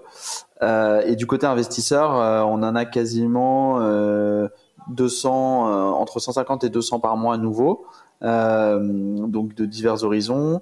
Et on a aujourd'hui plus de 5000 sources de financement référencées sur la plateforme. Donc en fait, c'est pareil, ça s'enrichit tout le temps puisqu'il y a toujours des nouveaux investisseurs ou des investisseurs qui précisent leur investissement ou des nouveaux prêts, des nouvelles subventions. Donc c'est pour ça qu'on essaie de toujours améliorer la base de données. Et puis aussi améliorer le contenu, puisque comme tu le disais, on s'est beaucoup fait connaître aussi par le contenu qui a été une valeur fondamentale d'Eldorado au début. Ouais. Ok, si on fait un petit moment, une petite masterclass, et qu'on prend 2 exemples, on va dire un start-upper, une start-uppeuse à Paris qui lance un projet plutôt tech et digital. Et une autre personne, un artisan, une créatrice en province qui veut ouvrir une petite boutique et vendre une production de bijoux, par exemple. Comment tu appréhenderais ces 2 projets et quels conseils on peut leur donner sur ces 2 situations différentes et qui peut-être on va essayer de casser quelques croyances sur ce qui est possible de faire à ces étapes-là. Alors c'est une très bonne question parce qu'on peut prendre vraiment ces 2 exemples assez en soi assez éloignés, mais même s'ils sont éloignés, on peut rajouter un directeur financier d'une TPE, un franchisé dans la restauration en Bretagne, et un pompier qui qui veut créer un drone qui a des nouveautés, par exemple. Donc en fait, tu vois, on peut vraiment partir large, quel que soit le type d'entrepreneur. Il y a des choses qui sont applicables pour tous. La première chose, c'est qu'il faut comprendre que les financements sont des moyens et pas une fin en soi. Donc les financements, tout ce dont on a parlé, que ce soit levée de fonds, public, bancaire, ce sont des moyens pour parvenir à la fin, et la fin, c'est des clients. Le meilleur financement des entrepreneurs, c'est les clients. Et ça le restera. Donc il faut vraiment être toujours garder ça en tête. Ça veut dire que si on peut éviter de financer sa boîte par de l'externe, notamment de la levée de fonds, faites-le quoi. Au contraire, si vous avez plein de clients et que vous pouvez avoir plein de clients et que vous préférez une croissance saine et lente plutôt que rapide et avec d'autres associés et d'autres dynamiques, c'est possible. Donc la première chose, c'est que tous les moyens de financement sont justement des moyens. La deuxième chose, c'est que financer sa boîte, c'est quelque chose de chronophage et parfois même fatigant. Donc il faut l'anticiper, il faut se dire ça se trouve pas en 2 minutes, faut se mettre en avant, faut avoir bon moral, faut être en forme quand on va trouver des financements pour sa boîte. Donc que ce soit faut penser Brésil, faut penser optimisme, faut vendre du rêve, que ce soit la BPI, la banque ou des investisseurs, il faut qu'ils soient embarqués dans le projet. Donc si vous êtes vraiment au bout du rouleau, ils seront pas embarqués, quoi, tout simplement. Donc, et ça s'applique, comme je te dis, pour le DAF de TPE, l'entrepreneur start-upeuse à Paris ou la freelance qui crée son site de bijoux en ligne. Il faut avoir la forme. Ensuite, une fois qu'on a dit ça, il y a d'autres conseils qui s'appliquent à tout le monde, c'est qu'il faut anticiper les financements et les connaître. Donc, il faut pas être expert en financement, sinon ça prendrait trop de temps et connaître tout de tout sur le bout des doigts. Mais il faut se dire 2 choses. La première, c'est que c'est possible de financer sa boîte, qui qu'on soit, où qu'on soit. La France est une terre d'entrepreneurs. Il y a toujours des possibilités à trouver de financer des prêts d'honneur, des constitutions de fonds propres, des subventions, puis des levées de fonds. Donc, pour tout ça, il faut vraiment ne pas se dire que c'est pas pour moi. La deuxième chose, c'est qu'il faut connaître un minimum les bases de la finance, quoi. Un tableau Excel, lire un bilan comptable, c'est la base. Et puis c'est à la portée de tous. Et puis un CEO au début, c'est Chief Everything Officer, donc quel que soit le projet, il doit savoir un peu tout faire. Tu le sais toi-même. On est au début à devoir un peu faire le marketing, le financement, la structuration, le juridique. Bon, on est entouré de partenaires et même si on a des associés, mais le CEO doit savoir tout faire. Donc financer sa boîte, c'est cardinal.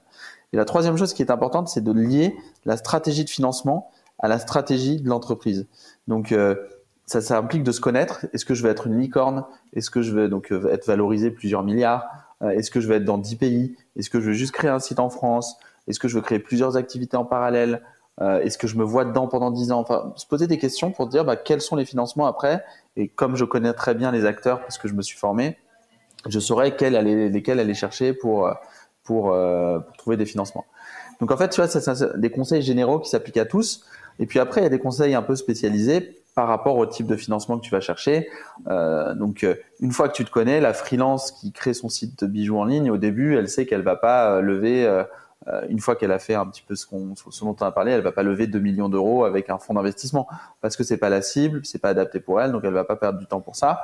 Elle va plutôt structurer sa boîte avec des financements bancaires, puis financements publics, du soutien de la BPI, s'il y a de l'innovation, du soutien pour l'innovation, s'il y a de la croissance commerciale ou marketing, du soutien en termes de subventions ou de dispositifs de financement pour ça. Alors que la start-upeuse qui elle à son projet innovant dans la tech ou le pompier qui crée son drone innovant, etc. Là, il va se dire, je crée mon premier produit et puis après, je vais voir des investisseurs pour qu'ils m'aident à lever des fonds et puis à accélérer. Donc voilà, tu vois, en fonction ensuite de qui tu es, tu as des financements qui sont tout simplement adaptés. Et c'est ce que j'ai essayé de faire dans le livre aussi. Ça dépend aussi du stade de développement. Donc le livre que j'ai écrit qui est fait sous forme de stade de développement, que ce soit à la création, au rachat, à la croissance, au développement à l'international. Il y a à tous les stades de développement, il y a des financements qui sont adaptés et qu'il faut anticiper.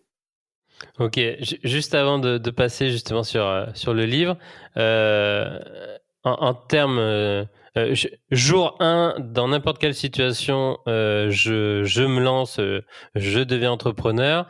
Je suis à ce moment-là en train de créer les statuts, de déposer tout ça. Quelle est la première personne, entre guillemets, ou quel est le premier axe à mettre en place entre les banques traditionnelles et potentiellement faire un petit tour des prêts publics, du financement public? Exactement. C'est quoi en termes de délai, de chronologie?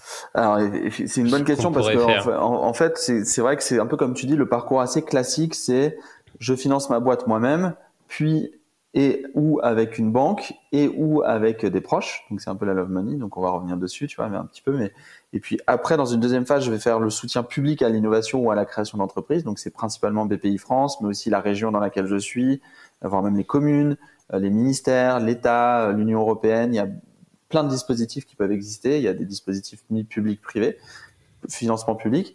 Et puis quand ça marche bien, que je commence à créer des chiffres et que j'ai un vrai projet porteur, il y a les levées de fonds avec des investisseurs privés. Alors maintenant qu'on a dit ça, au début, les premiers mois, c'est vraiment déjà, il faut se dire combien d'argent je mets dans l'entreprise parce que ça va caractériser ma boîte, ça va caractériser notamment les fonds propres, c'est-à-dire l'argent que tu as disponible, les capital social. Et on peut créer aujourd'hui une SAS avec 1 euro de capital, sauf que l'entreprise, elle aura qu'1 euro de fonds propres. Et quand la BPI va financer, notamment, donc la Banque publique d'investissement française, elle va peut-être donner une subvention de 30 000 euros, mais elle le fera que si on a des fonds propres assez solides qui démontrent une certaine solidité de la boîte parce que ce sont des organismes qui cofinancent. Donc, ils vont demander aussi d'apporter 30 000 euros en face. Donc, il y a beaucoup de gens là qui diront 30 000 euros, faut les trouver, je les ai pas, etc. Donc, on a plusieurs solutions quand on est entrepreneur. Soit on a un pécule de côté et on peut le mettre dans le capital social ou en compte courant d'associés. Soit on a des proches qui peuvent nous prêter de l'argent directement et après on le met dans la société. Soit on a une banque qui peut nous prêter de l'argent. À ce stade, même démarrage, il y a des banques qui font des prêts de constitution de fonds propres. Elles demandent des garanties. Soit on a un garant, mais nous on déconseille pas mal quand même, et moi à titre personnel, de s'endetter quand on est entrepreneur parce que c'est déjà un métier qui est difficile, chronophage, etc. Et du coup compter peut-être sur la BPI qui peut se porter garant des prêts qu'on a au niveau de la banque aussi. Donc voilà, tu vois, il y a déjà un panel de possibilités. Et puis sinon, il y a ce qu'on appelle les prêts d'honneur, qui sont des organismes français comme le Réseau Entreprendre, Wilco, Initiative, etc. Et qui sont des organismes qui prêtent de l'argent aux entrepreneurs pour qu'ils l'investissent dans leur entreprise et constituent des fonds propres. Comme ça, on peut déjà démarrer l'entreprise déjà avec 5, 10, 20, 30 000 euros pour créer le premier site web, le premier recrutement, les frais de marketing de démarrage, les coûts de commercialisation. Et avec ces fonds propres, on peut aller voir la BPI. Et la BPI met entre 1 et 3 mois à financer les entreprises avec les dispositifs de subvention de démarrage, que ce soit Bourse French Tech, InnovUp, il y a énormément de noms. Je vais passer les détails de tous les noms, les acronymes qui existent dans cet écosystème du financement. On les retrouve tous sur Eldorado. Exactement. Voilà. Si vous prenez pas la tête, en plus toute la partie publique, elle est gratuite. Vous aurez toutes les aides publiques qui vous correspondent en vous connectant sur le site. Mais ouais, c'est le défaut. L'avantage en France, c'est d'avoir tous ces dispositifs. Le défaut, c'est que c'est éclaté, qu'il y a plein de noms et d'acteurs, etc., que les trucs sont plus ou moins à jour. Donc, on a essayé de solutionner ça. En tout cas, c'est un peu ça le parcours du démarrage. Après, une fois que ça marche, on peut lever des fonds, on peut compter sur les clients, on peut recapitaliser l'entreprise pour avoir plus de fonds propres et avoir un prêt, cette fois de la BPI, plus important.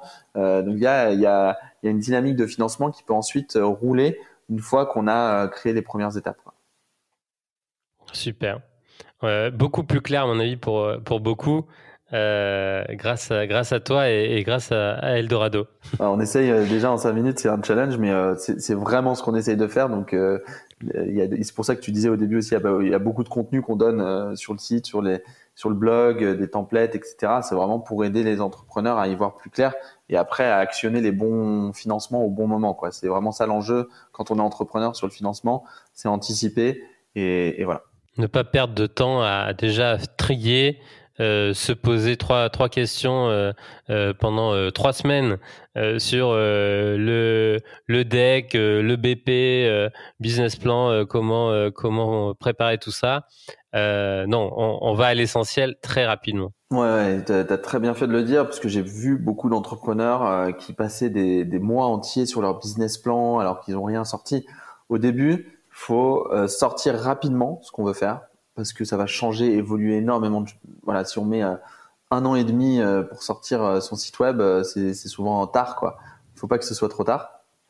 Et après, faut pas passer de temps dans des choses que les business plans ou les présentations, etc., qui vont tellement changer que se prendre la tête autant, ça veut dire tiens, on n'a pas rempli ce qu'on voulait faire, etc. Non, le propre de l'entrepreneuriat, c'est que c'est un saut vers l'inconnu aussi. Et donc, on ne sait pas forcément quel revenu on va tirer, comment, même si on a des grandes idées. Donc, il faut vraiment se concentrer sur l'essentiel, c'est l'opérationnel, et le reste découlera ensuite des performances qu'on a. Et les tableaux Excel, les rencontres investisseurs, etc. se feront plus naturellement. Donc voilà. Parfait, super tour. Donc on arrive au livre, cette aventure qui, je pense, n'était pas dans ta roadmap. Pas du tout. Alors là, c'est peu de le dire. Comment cette opportunité est arrivée? Je crois que c'était tout début 2020. Ouais, en fait, c'est ça. Donc nous, déjà, on a quand même une logique, comme je te l'ai dit, on en parlait aussi tout à l'heure ensemble. C'est la logique de contenu pédagogique, de donner beaucoup de vidéos, de contenu textuel. On a beaucoup de copywriters, de personnes qui travaillent pour nous, pour rendre plus clair tout le financement. Et moi, je fais moi-même beaucoup d'interventions, des masterclass. On a beaucoup de partenaires, incubateurs, etc., pour vraiment distiller un peu tout ce qu'on a appris, tout ce qu'on connaît sur le financement. Et en fait, je faisais du coup une masterclass ou une présentation de tous les financements au Salon des entrepreneurs à Paris, où il y avait vraiment beaucoup de monde, puisque dès qu'on parle d'argent, forcément, les entrepreneurs, il y a l'oreille qui bouge, ce qui est normal, hein, parce que c'est le nerf de la guerre. Et du coup, à la fin de cette présentation, il y a des personnes des éditions Vuibert, Albin Michel, qui m'ont dit, voilà, on aimerait créer un livre sur ce sujet. Donc c'est un peu venu comme ça, hein, je suis vraiment très transparent. Je storytell pas du coup en disant voilà, j'ai toujours voulu être écrivain. Non, pas du tout. J'ai voulu être écrivain à partir du moment où on m'a proposé d'écrire un livre par un grand éditeur, où je me suis dit écoutez, vous êtes un grand éditeur, c'est effectivement une problématique qu'on connaît bien, et c'est une problématique qui est pas adressée dans le secteur de l'édition, puisque quand tu regardes, tape sur Fnac ou Amazon ou autre, Google, livre financement, entrepreneuriat, tu auras beaucoup de livres de finances d'entreprise ou des livres assez lourds à lire, des bibles, un truc, des pavés avec construire son business plan en 18 pages, donc c'est très lourd, c'est pas agréable à lire. Et à côté, il y a une littérature entrepreneuriale qui s'est beaucoup enrichie ces dernières années, mais dans lequel le financement est jamais traité, quoi. Ou alors tu as 2 pages disant les investisseurs c'est important. Page d'après, comment créer une véritable machine marketing ou de growth hacking quand on est entrepreneur. Donc tu vois, c'est pas un sujet qui est très bien adressé, donc c'était aussi une frustration. Et donc j'ai dit go, j'ai dit allez, on y va, parce que ça peut permettre aussi à Eldorado de remplir sa vraie mission, de rendre plus équitable le financement et plus intelligible par un livre. Alors évidemment, disclaimer, mais je pense que j'étonnerai personne là-dessus. On gagne très peu d'argent quand on est dans l'édition, donc j'ai pas du tout fait ça pour l'argent. Tu vois, en moyenne, on touche 10% des ventes des livres, alors qu'on en est à 100% le producteur du contenu du moins. Et de s'allier à un très bon éditeur, ça a été pour moi une chance, parce qu'il y a un très grand réseau de distribution, de mise en page, de conseils rédactionnels, etc. Donc alors moi je suis très peu lecteur, encore moins écrivain. Donc si tu veux, écrire un livre, ça a été tout de suite assez un challenge, mais je me suis dit allez, go, on y va, ça peut le faire. Et en m'entourant de bonnes personnes, en passant du temps, en organisant bien mon agenda, on a mis 6 mois, j'ai mis 6 mois à écrire ce livre.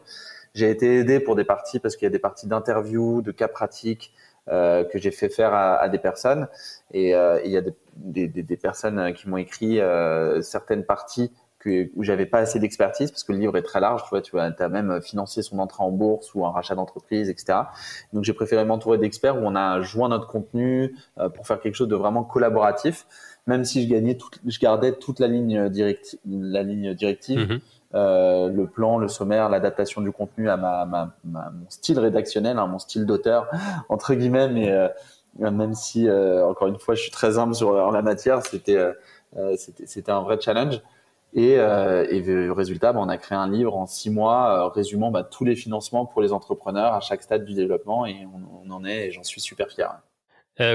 Combien ça t'a demandé de temps, on va dire, chaque semaine, ou quelle a été l'organisation? T'as fait des semaines complètes, des journées complètes, Ouais, c'est une bonne question. Pour écrire, pour suivre le contenu.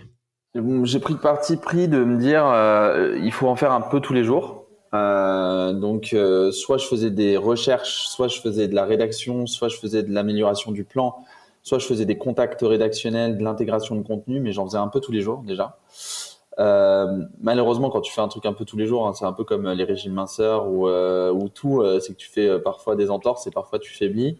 Et donc, il y a des périodes, à l'inverse, où j'avais beaucoup de travail dans mon entreprise et j'ai aussi des enfants, principalement même, qui prennent mon attention et mon énergie aussi. Donc, il y a des semaines où j'écrivais plus. Et je prenais du retard et du coup je devais m'organiser, donc je me suis ressaisi pour réorganiser mon emploi du temps. Donc ça a été par phase, tu vois. Il y a une première phase de faire le plan détaillé pendant 1 mois et demi, très intense.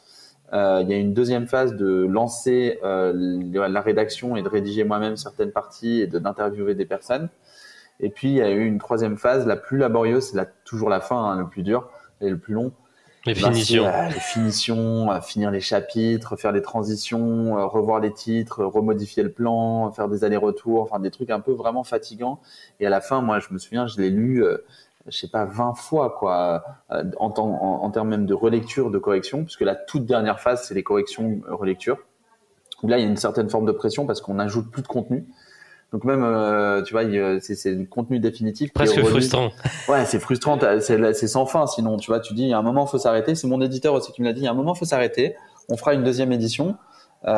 Déjà, il est hyper complet, je vous rassure, parce que je l'ai fait relire par plusieurs personnes. Les épreuves, hein, ce qu'on appelle les épreuves, c'est le manuscrit finalisé.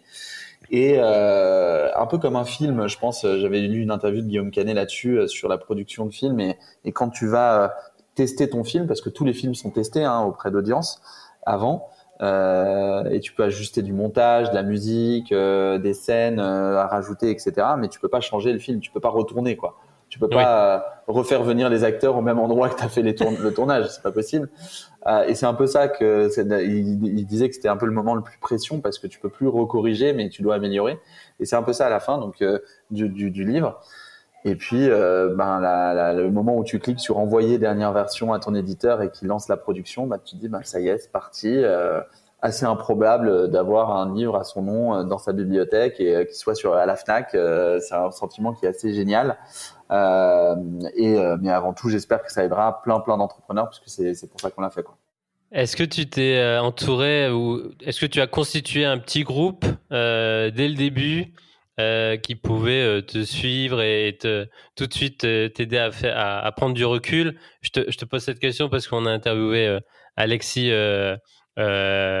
Michela qui a écrit Freelance, l'aventure dont vous êtes le héros. Bien sûr. Et il a constitué très rapidement un petit groupe de 10-15 personnes pour suivre cette aventure sur 1 an. Est-ce que tu as fait la même chose? Alors, c'était pas forcément pour qu'ils suivent, mais c'est plutôt qu'ils me donnent des conseils, des retours de lecture, de relecture de parties, des conseils que je leur demandais. Donc, j'ai créé un groupe de 5-6 personnes, moi, à qui je partageais qu'est-ce que vous pensez de cette partie, ce titre, est-ce que j'ai oublié un truc quand je parle de ça, dans le plan détaillé, est-ce qu'il y a un truc qui vous fait penser qu'il y a quelque chose à améliorer. Donc, en fait, un petit groupe, c'est une sorte de comité rédactionnel, mais qui était plutôt soit des amis entrepreneurs, il y avait mon père, ma compagne, etc. Enfin, des personnes qui me connaissent, des personnes qui connaissent l'écosystème entrepreneurial et le financement, des personnes qui ne connaissent pas, du coup, qui peuvent avoir un peu un regard extérieur, pour essayer de créer quelque chose de logique, parce que encore une fois, moi, je suis très peu lecteur, donc j'ai jamais été formé même à l'écriture, et j'ai même peu d'expérience, avec toute humilité, quasiment aucune, sur c'est quoi un bon livre, un bon plan, un bon truc. Donc, ce comité rédactionnel.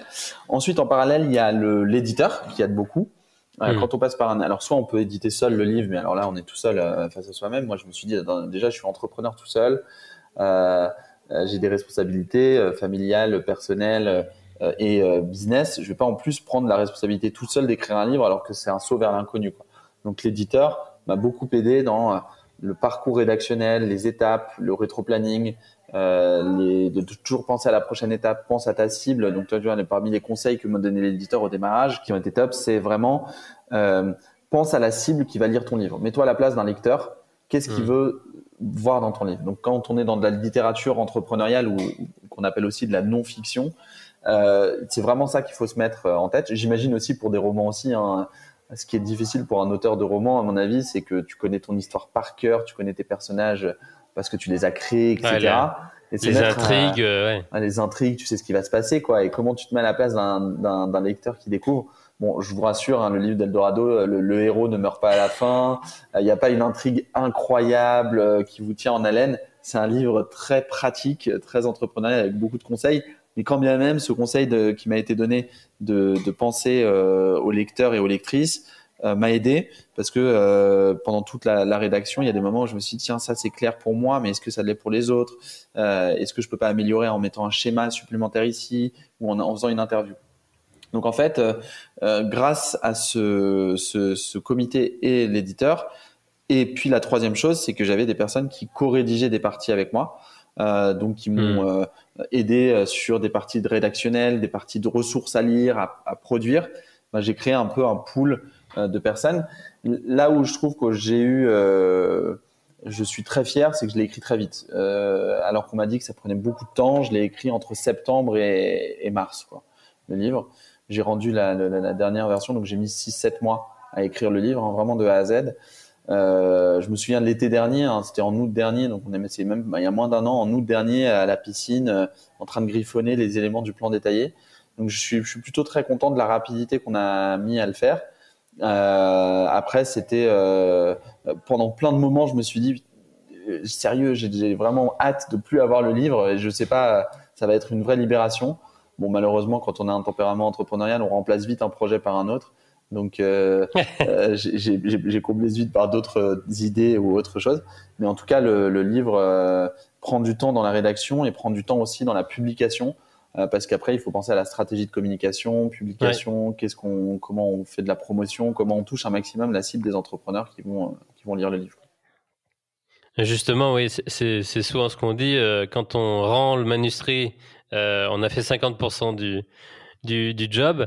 Qu'est-ce que tu as de ton côté, toi-même, pensé ou mis en place en parallèle justement de ce que peut apporter un grand éditeur pour communiquer et vraiment diffuser toutes ces belles pages? Ouais, bah écoute, là-dessus, malheureusement, le milieu de l'édition est quand même assez en retard en fait sur tous ces sujets-là, parce qu'il repose sur une méthode de distribution qui est assez à l'ancienne et très classique, c'est les libraires.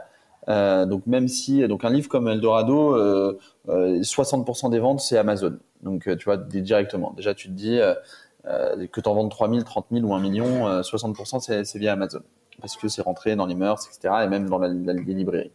Et c'est beaucoup à la fois, mais c'est aussi pas beaucoup par rapport à d'autres secteurs hein, comme le jouet ou un certain nombre de choses. Même maintenant, le commerce et le retail aussi, beaucoup se font sur Amazon ou sur Internet. Le déplacement en boutique, les livres, il y a encore les libraires, les librairies, il y a la Fnac, il y a une présence physique, les gens aiment bien toucher les livres, les voir, etc. Et du coup, les éditeurs passent beaucoup par ces réseaux de distribution. Et tout ce qu'il y a autour, que ce soit séances de dédicaces, événements, réseaux sociaux, communication digitale, mailing, surtout sur une littérature comme la mienne, il compte beaucoup, comme la nôtre sur la non-fiction, il compte beaucoup sur l'entrepreneur et son réseau et son aura pour représenter toute la communication digitale qu'il pourrait y avoir derrière. Disons que c'est pas l'éditeur qui va beaucoup pousser sur la communication parce que c'est pas leur métier véritable. Hein. Leur métier, c'est de produire, éditer et distribuer des livres. La promotion, ça reste quand même aussi leur métier, mais beaucoup des entrepreneurs qui l'écrivent en font la promotion. Donc du coup, j'ai réfléchi à tout ce que je pouvais faire. Moi, j'aime beaucoup le marketing, la communication. Donc il y a beaucoup de sujets, même plus tard, qui vont venir. Donc des jeux concours, des templates offerts quand tu achètes le livre, des contenus que tu peux avoir en privilégié sur Internet. Donc beaucoup de mix aussi entre le papier et le digital, des contenus que tu peux retrouver, des schémas, des templates que tu peux retrouver sur le site du livre, etc. Donc un certain nombre d'idées qu'on a mis en place et qu'on continuera à mettre en place parce que ce que j'ai appris aussi, et ça c'est assez frustrant pour les entrepreneurs, c'est que l'édition, c'est pas un sprint quoi. C'est un vrai marathon. Un livre, ça met 1-2 ans. Il faut le faire vivre. Exactement, faut le faire vivre régulièrement, faut pas être très pressé. Moi, je suis toujours là, les stats, on en a vendu combien, où est-ce que c'est, etc. Mais on peut pas avoir ces stats en temps réel comme le trafic ou les réseaux sociaux, quoi. Donc, c'est assez intéressant de se projeter sur un un format de performance qui est plus sur du long terme et se dire, allez, c'est un marathon, on communique, on fait des retours, on parle du livre, les personnes qui l'ont acheté en parlent, ils notent sur Amazon ou sur Fnac, etc., ou sur les autres sites pour que le livre continue de sa promotion. Et puis, on fait vivre le livre, tout simplement. Est-ce que les gens vont l'acheter en librairie? Ça dépend pas que des posts qu'on va faire sur Facebook ou LinkedIn, c'est aussi le besoin des lectrices et des lecteurs qui va rencontrer un nouvel ouvrage qui n'existait pas avant, quoi. Ouais. Mais ça rejoint exactement ce que disait Alexis. Ouais, écoute. Et donc, c'est pour ça que tu fais des podcasts. Exactement. Les podcasts, c'est à la fois le partage d'expérience, le retour sur Eldorado, et j'espère que ça aidera des personnes même à comprendre sur le financement, etc. Mais après, sur le livre, ouais, c'est le but, c'est qu'il y ait des personnes qui comprennent pas, qui voient pas juste une promotion du livre sur Facebook ou LinkedIn ou quoi, mais qui comprennent en comprenant pourquoi on l'a écrit, à qui il concerne un peu mieux, un peu plus en détail. C'est clair que ça donne plus envie de l'acheter et pourquoi pas de se faire aider du coup grâce au contenu du livre. Super. Si on passe un petit peu de temps là maintenant sur justement cette incroyable période que l'on vit et que l'on a vécue là depuis un an. Alors toi, tu étais au milieu, à mon avis, du réacteur autour de la trésor, du financement. Tu es au milieu du réacteur par ton activité et aussi, si on peut voir ce qui s'est passé au niveau d'Eldorado. Est-ce que tu peux nous partager un petit peu ces deux aspects-là? Mars 2020, qu'est-ce que tu fais pour Eldorado et qu'est-ce que tu comprends ou quelles sont les nouvelles réflexions ou nouvelles directions que tu penses et que tu suis autour de l'écosystème de l'entrepreneuriat en France?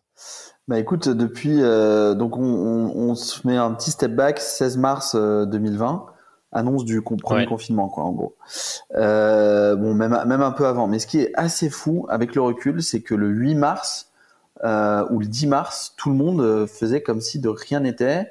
On prenait des rendez-vous, il y avait tous les événements. Enfin, faut se repositionner quand même. Le monde, il a tellement changé, et puis le monde même de l'entrepreneuriat. Du coup, je vais parler un peu plus sur l'entrepreneuriat.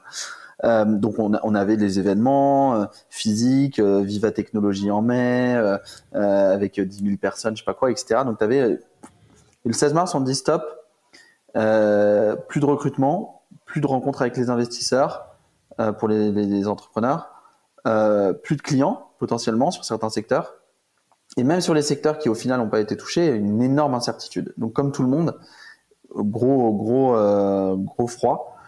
Nous, notre réaction, ça a été de se dire deux choses. Donc, première chose, faut être optimiste parce qu'on est sur un secteur où il y a des financements, où il y a des investisseurs, où les entreprises backées ont de l'argent et peuvent rationaliser leurs coûts à coup d'un peu de cost cutting et d'organisation. Donc, quelle que soit l'incertitude, on n'est pas sur un secteur comme la restauration ou l'hôtellerie où tu fermes tout du jour au lendemain.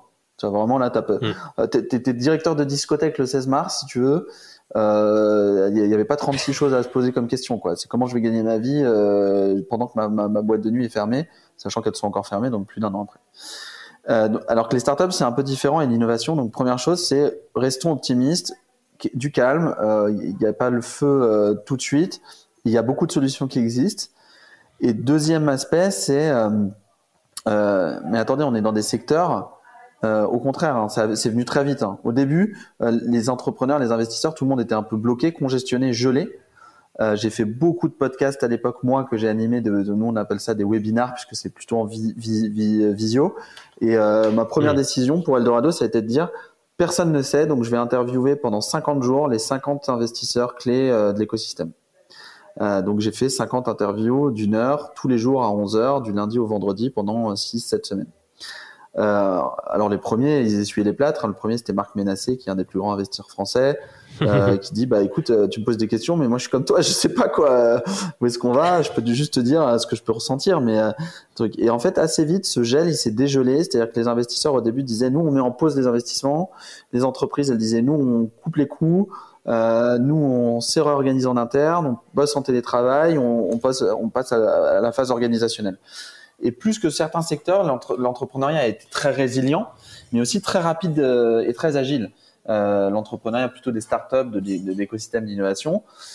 Et même l'entrepreneuriat au global, moi, quand je vois depuis 1 an ce qui s'est passé en France, mis à part les gilets jaunes, les secteurs très touchés, l'univers médical qui a été salué, puis un peu encore délaissé, puis que ça. Si on parle de notre écosystème entrepreneurial, c'est quand même super positif. On a des boîtes qui ont été résilientes, même des restaurateurs qui ont attendu, qui ont fait le dos rond, l'État qui est intervenu, la BPI qui a fait un travail remarquable, les écoles qui sont restées ouvertes. Donc, on rentre pas dans le débat de la gestion de la crise sanitaire, mais au moins dans le débat de l'énergie positive qu'il y a eu en France. Moi, je l'ai ressenti et ça fait plaisir, quoi. Tu vois, plutôt que de se morfondre tous, on va tous mourir, etc. Non, il y a beaucoup de solutions qui sont créées.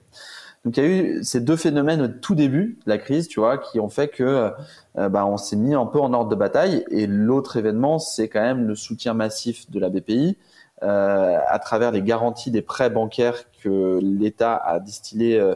Les banques, l'État a enjoint les banques de distiller des PGE pour toutes les entreprises qui remplissaient certaines conditions, qui ont fait une bouffée d'oxygène, de cash, de trésorerie et du coup de la survie pour pas mal d'entreprises. Et en fait, après, dès avril, les investisseurs se sont remis à investir. Pourquoi ? Parce qu'en fait, cet écosystème, on a une chance incroyable dans les startups, l'innovation, le digital, le numérique.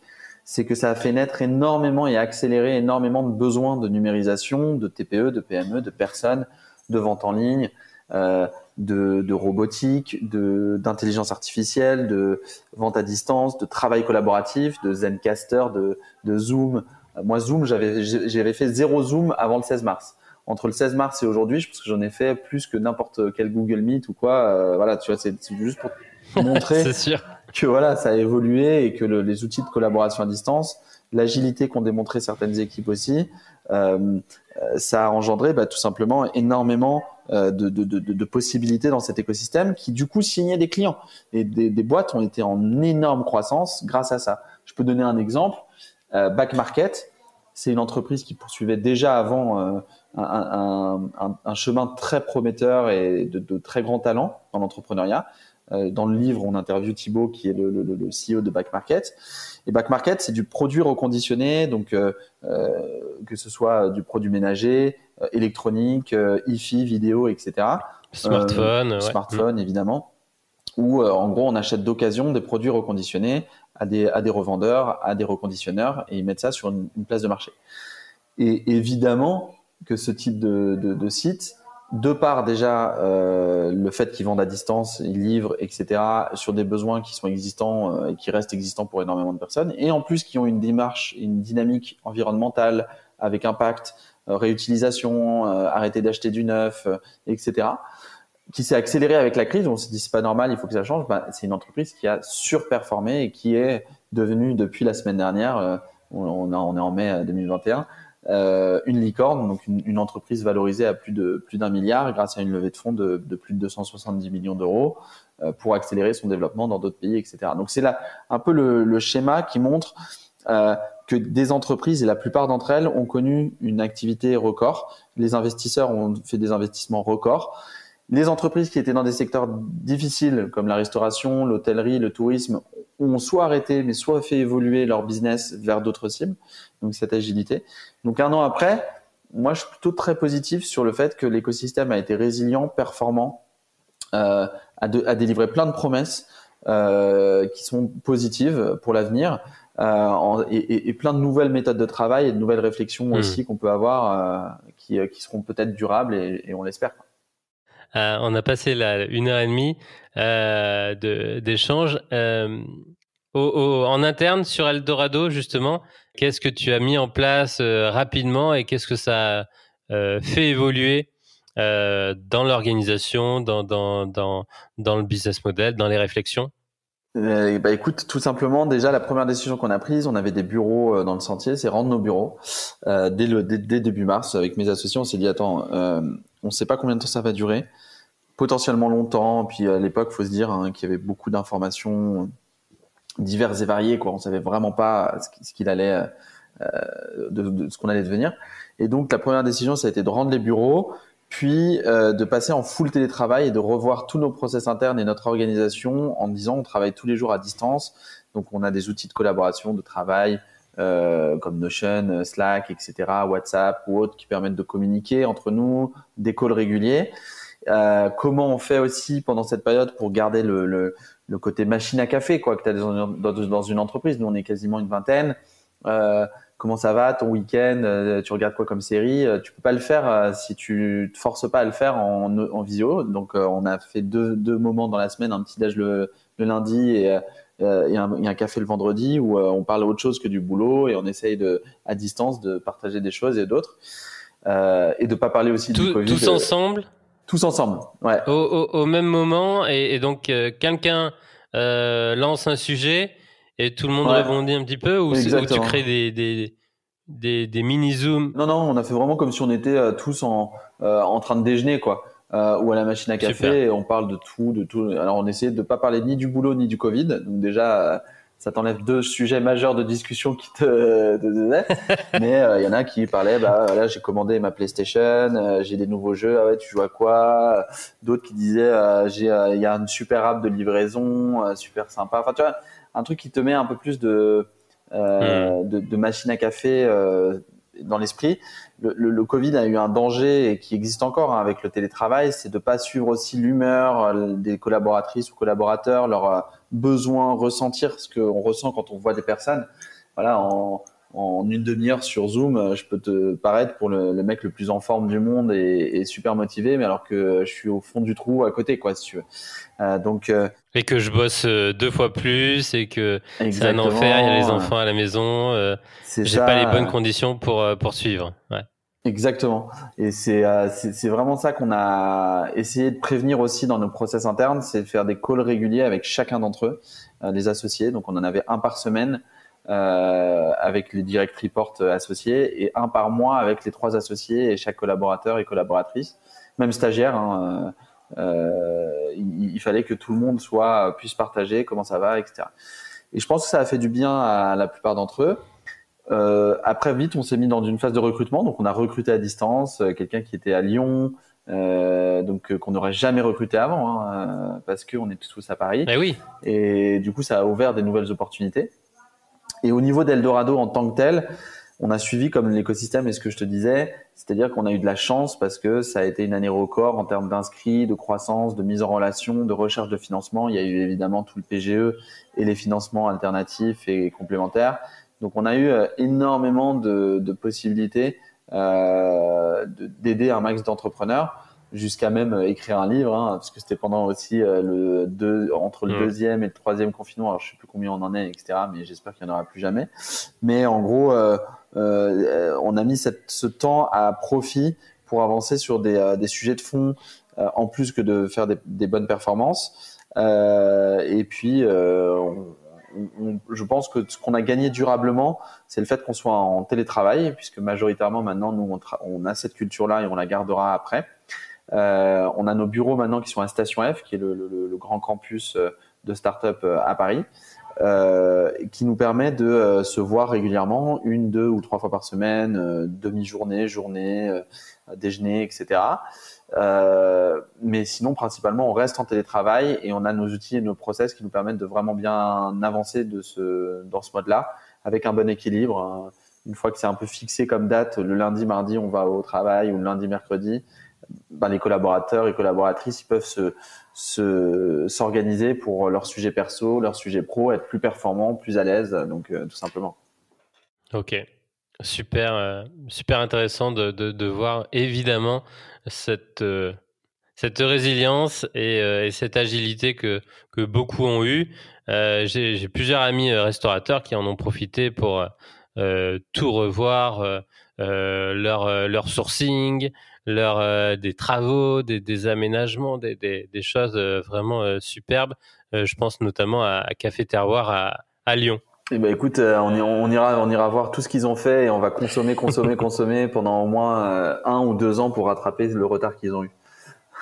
Je pense que là, oui, on enregistre là 2 ou 3 jours après la réouverture des terrasses, donc Il suffit juste que le soleil perce un petit peu et puis ça va arriver. Le budget restauration va exploser. Ça, c'est sûr. On avait mis tout de côté. Je crois qu'on a fait un super tour, un bon tour sur la verticale du financement, l'aventure d'Eldorado. Et je pense que je peux passer aux dernières questions habituelles avant de clôturer l'échange et de se ruer sur Amazon pour commander le livre et sur Eldorado pour découvrir en fait tout ce qui nous attend et ce dont on n'a pas pensé parce que on y pensait, on n'y pensait pas et c'était des fausses croyances. Première question. Est-ce que tu aurais un voyage ou une culture que tu aimerais découvrir? Moi j'ai l'impression que dans mes amis et autres, je sais pas si ça se vérifie pour toi, mais quand tu es étudiant, tu as deux catégories de personnes. Tu as ceux qui vont en Asie et ceux qui vont en Amérique latine. Tu sais, quand on a la chance de voyager. Ouais.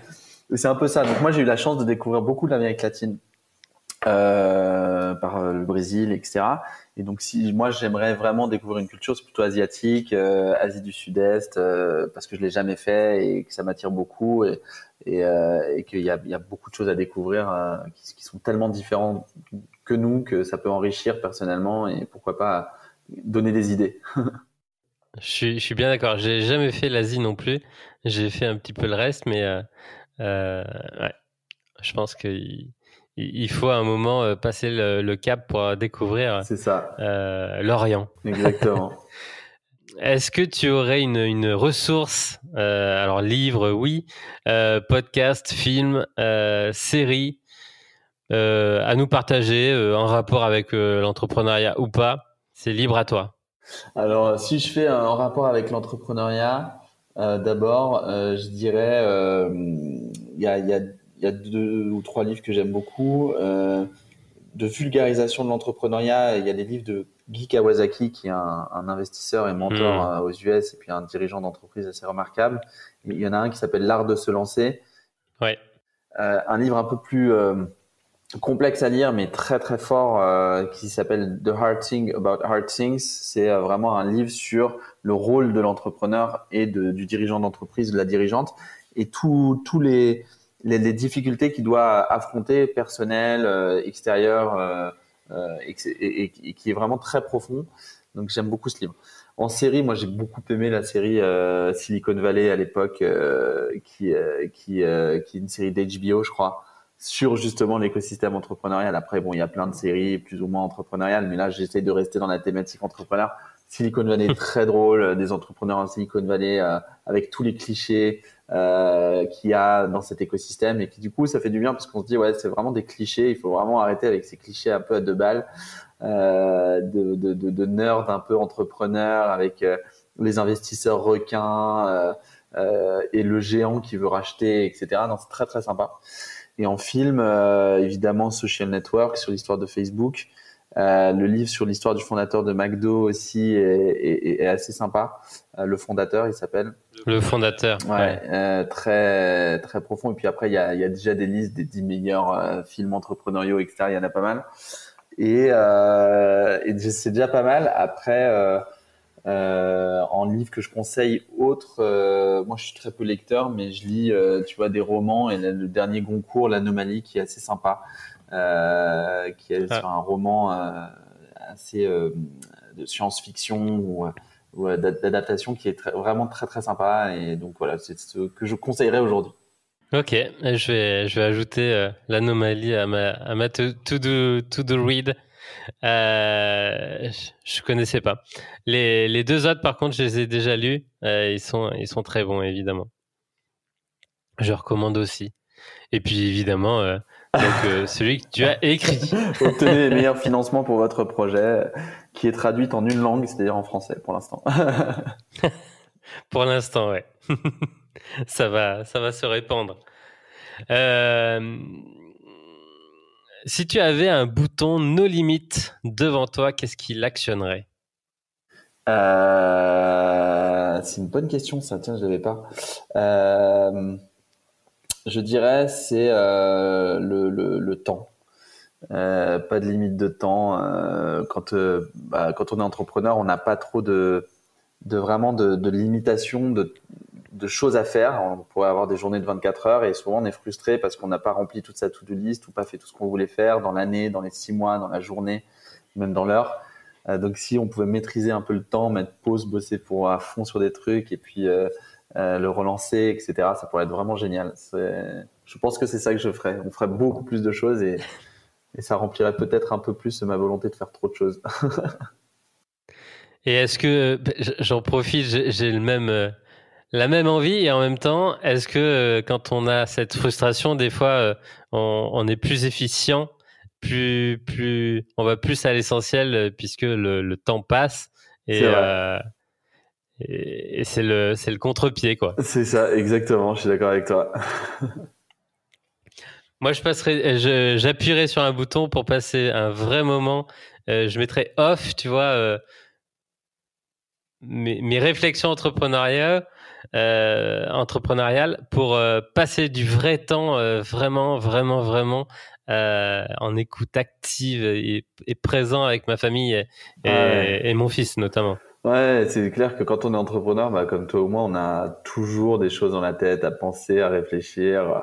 Je passe même pas les détails des notifications ou quoi des téléphones et autres, mais c'est vraiment, on a toujours un sujet du moment qui soit positif ou négatif d'ailleurs, il y a toujours quelque chose qui t'influe, quoi.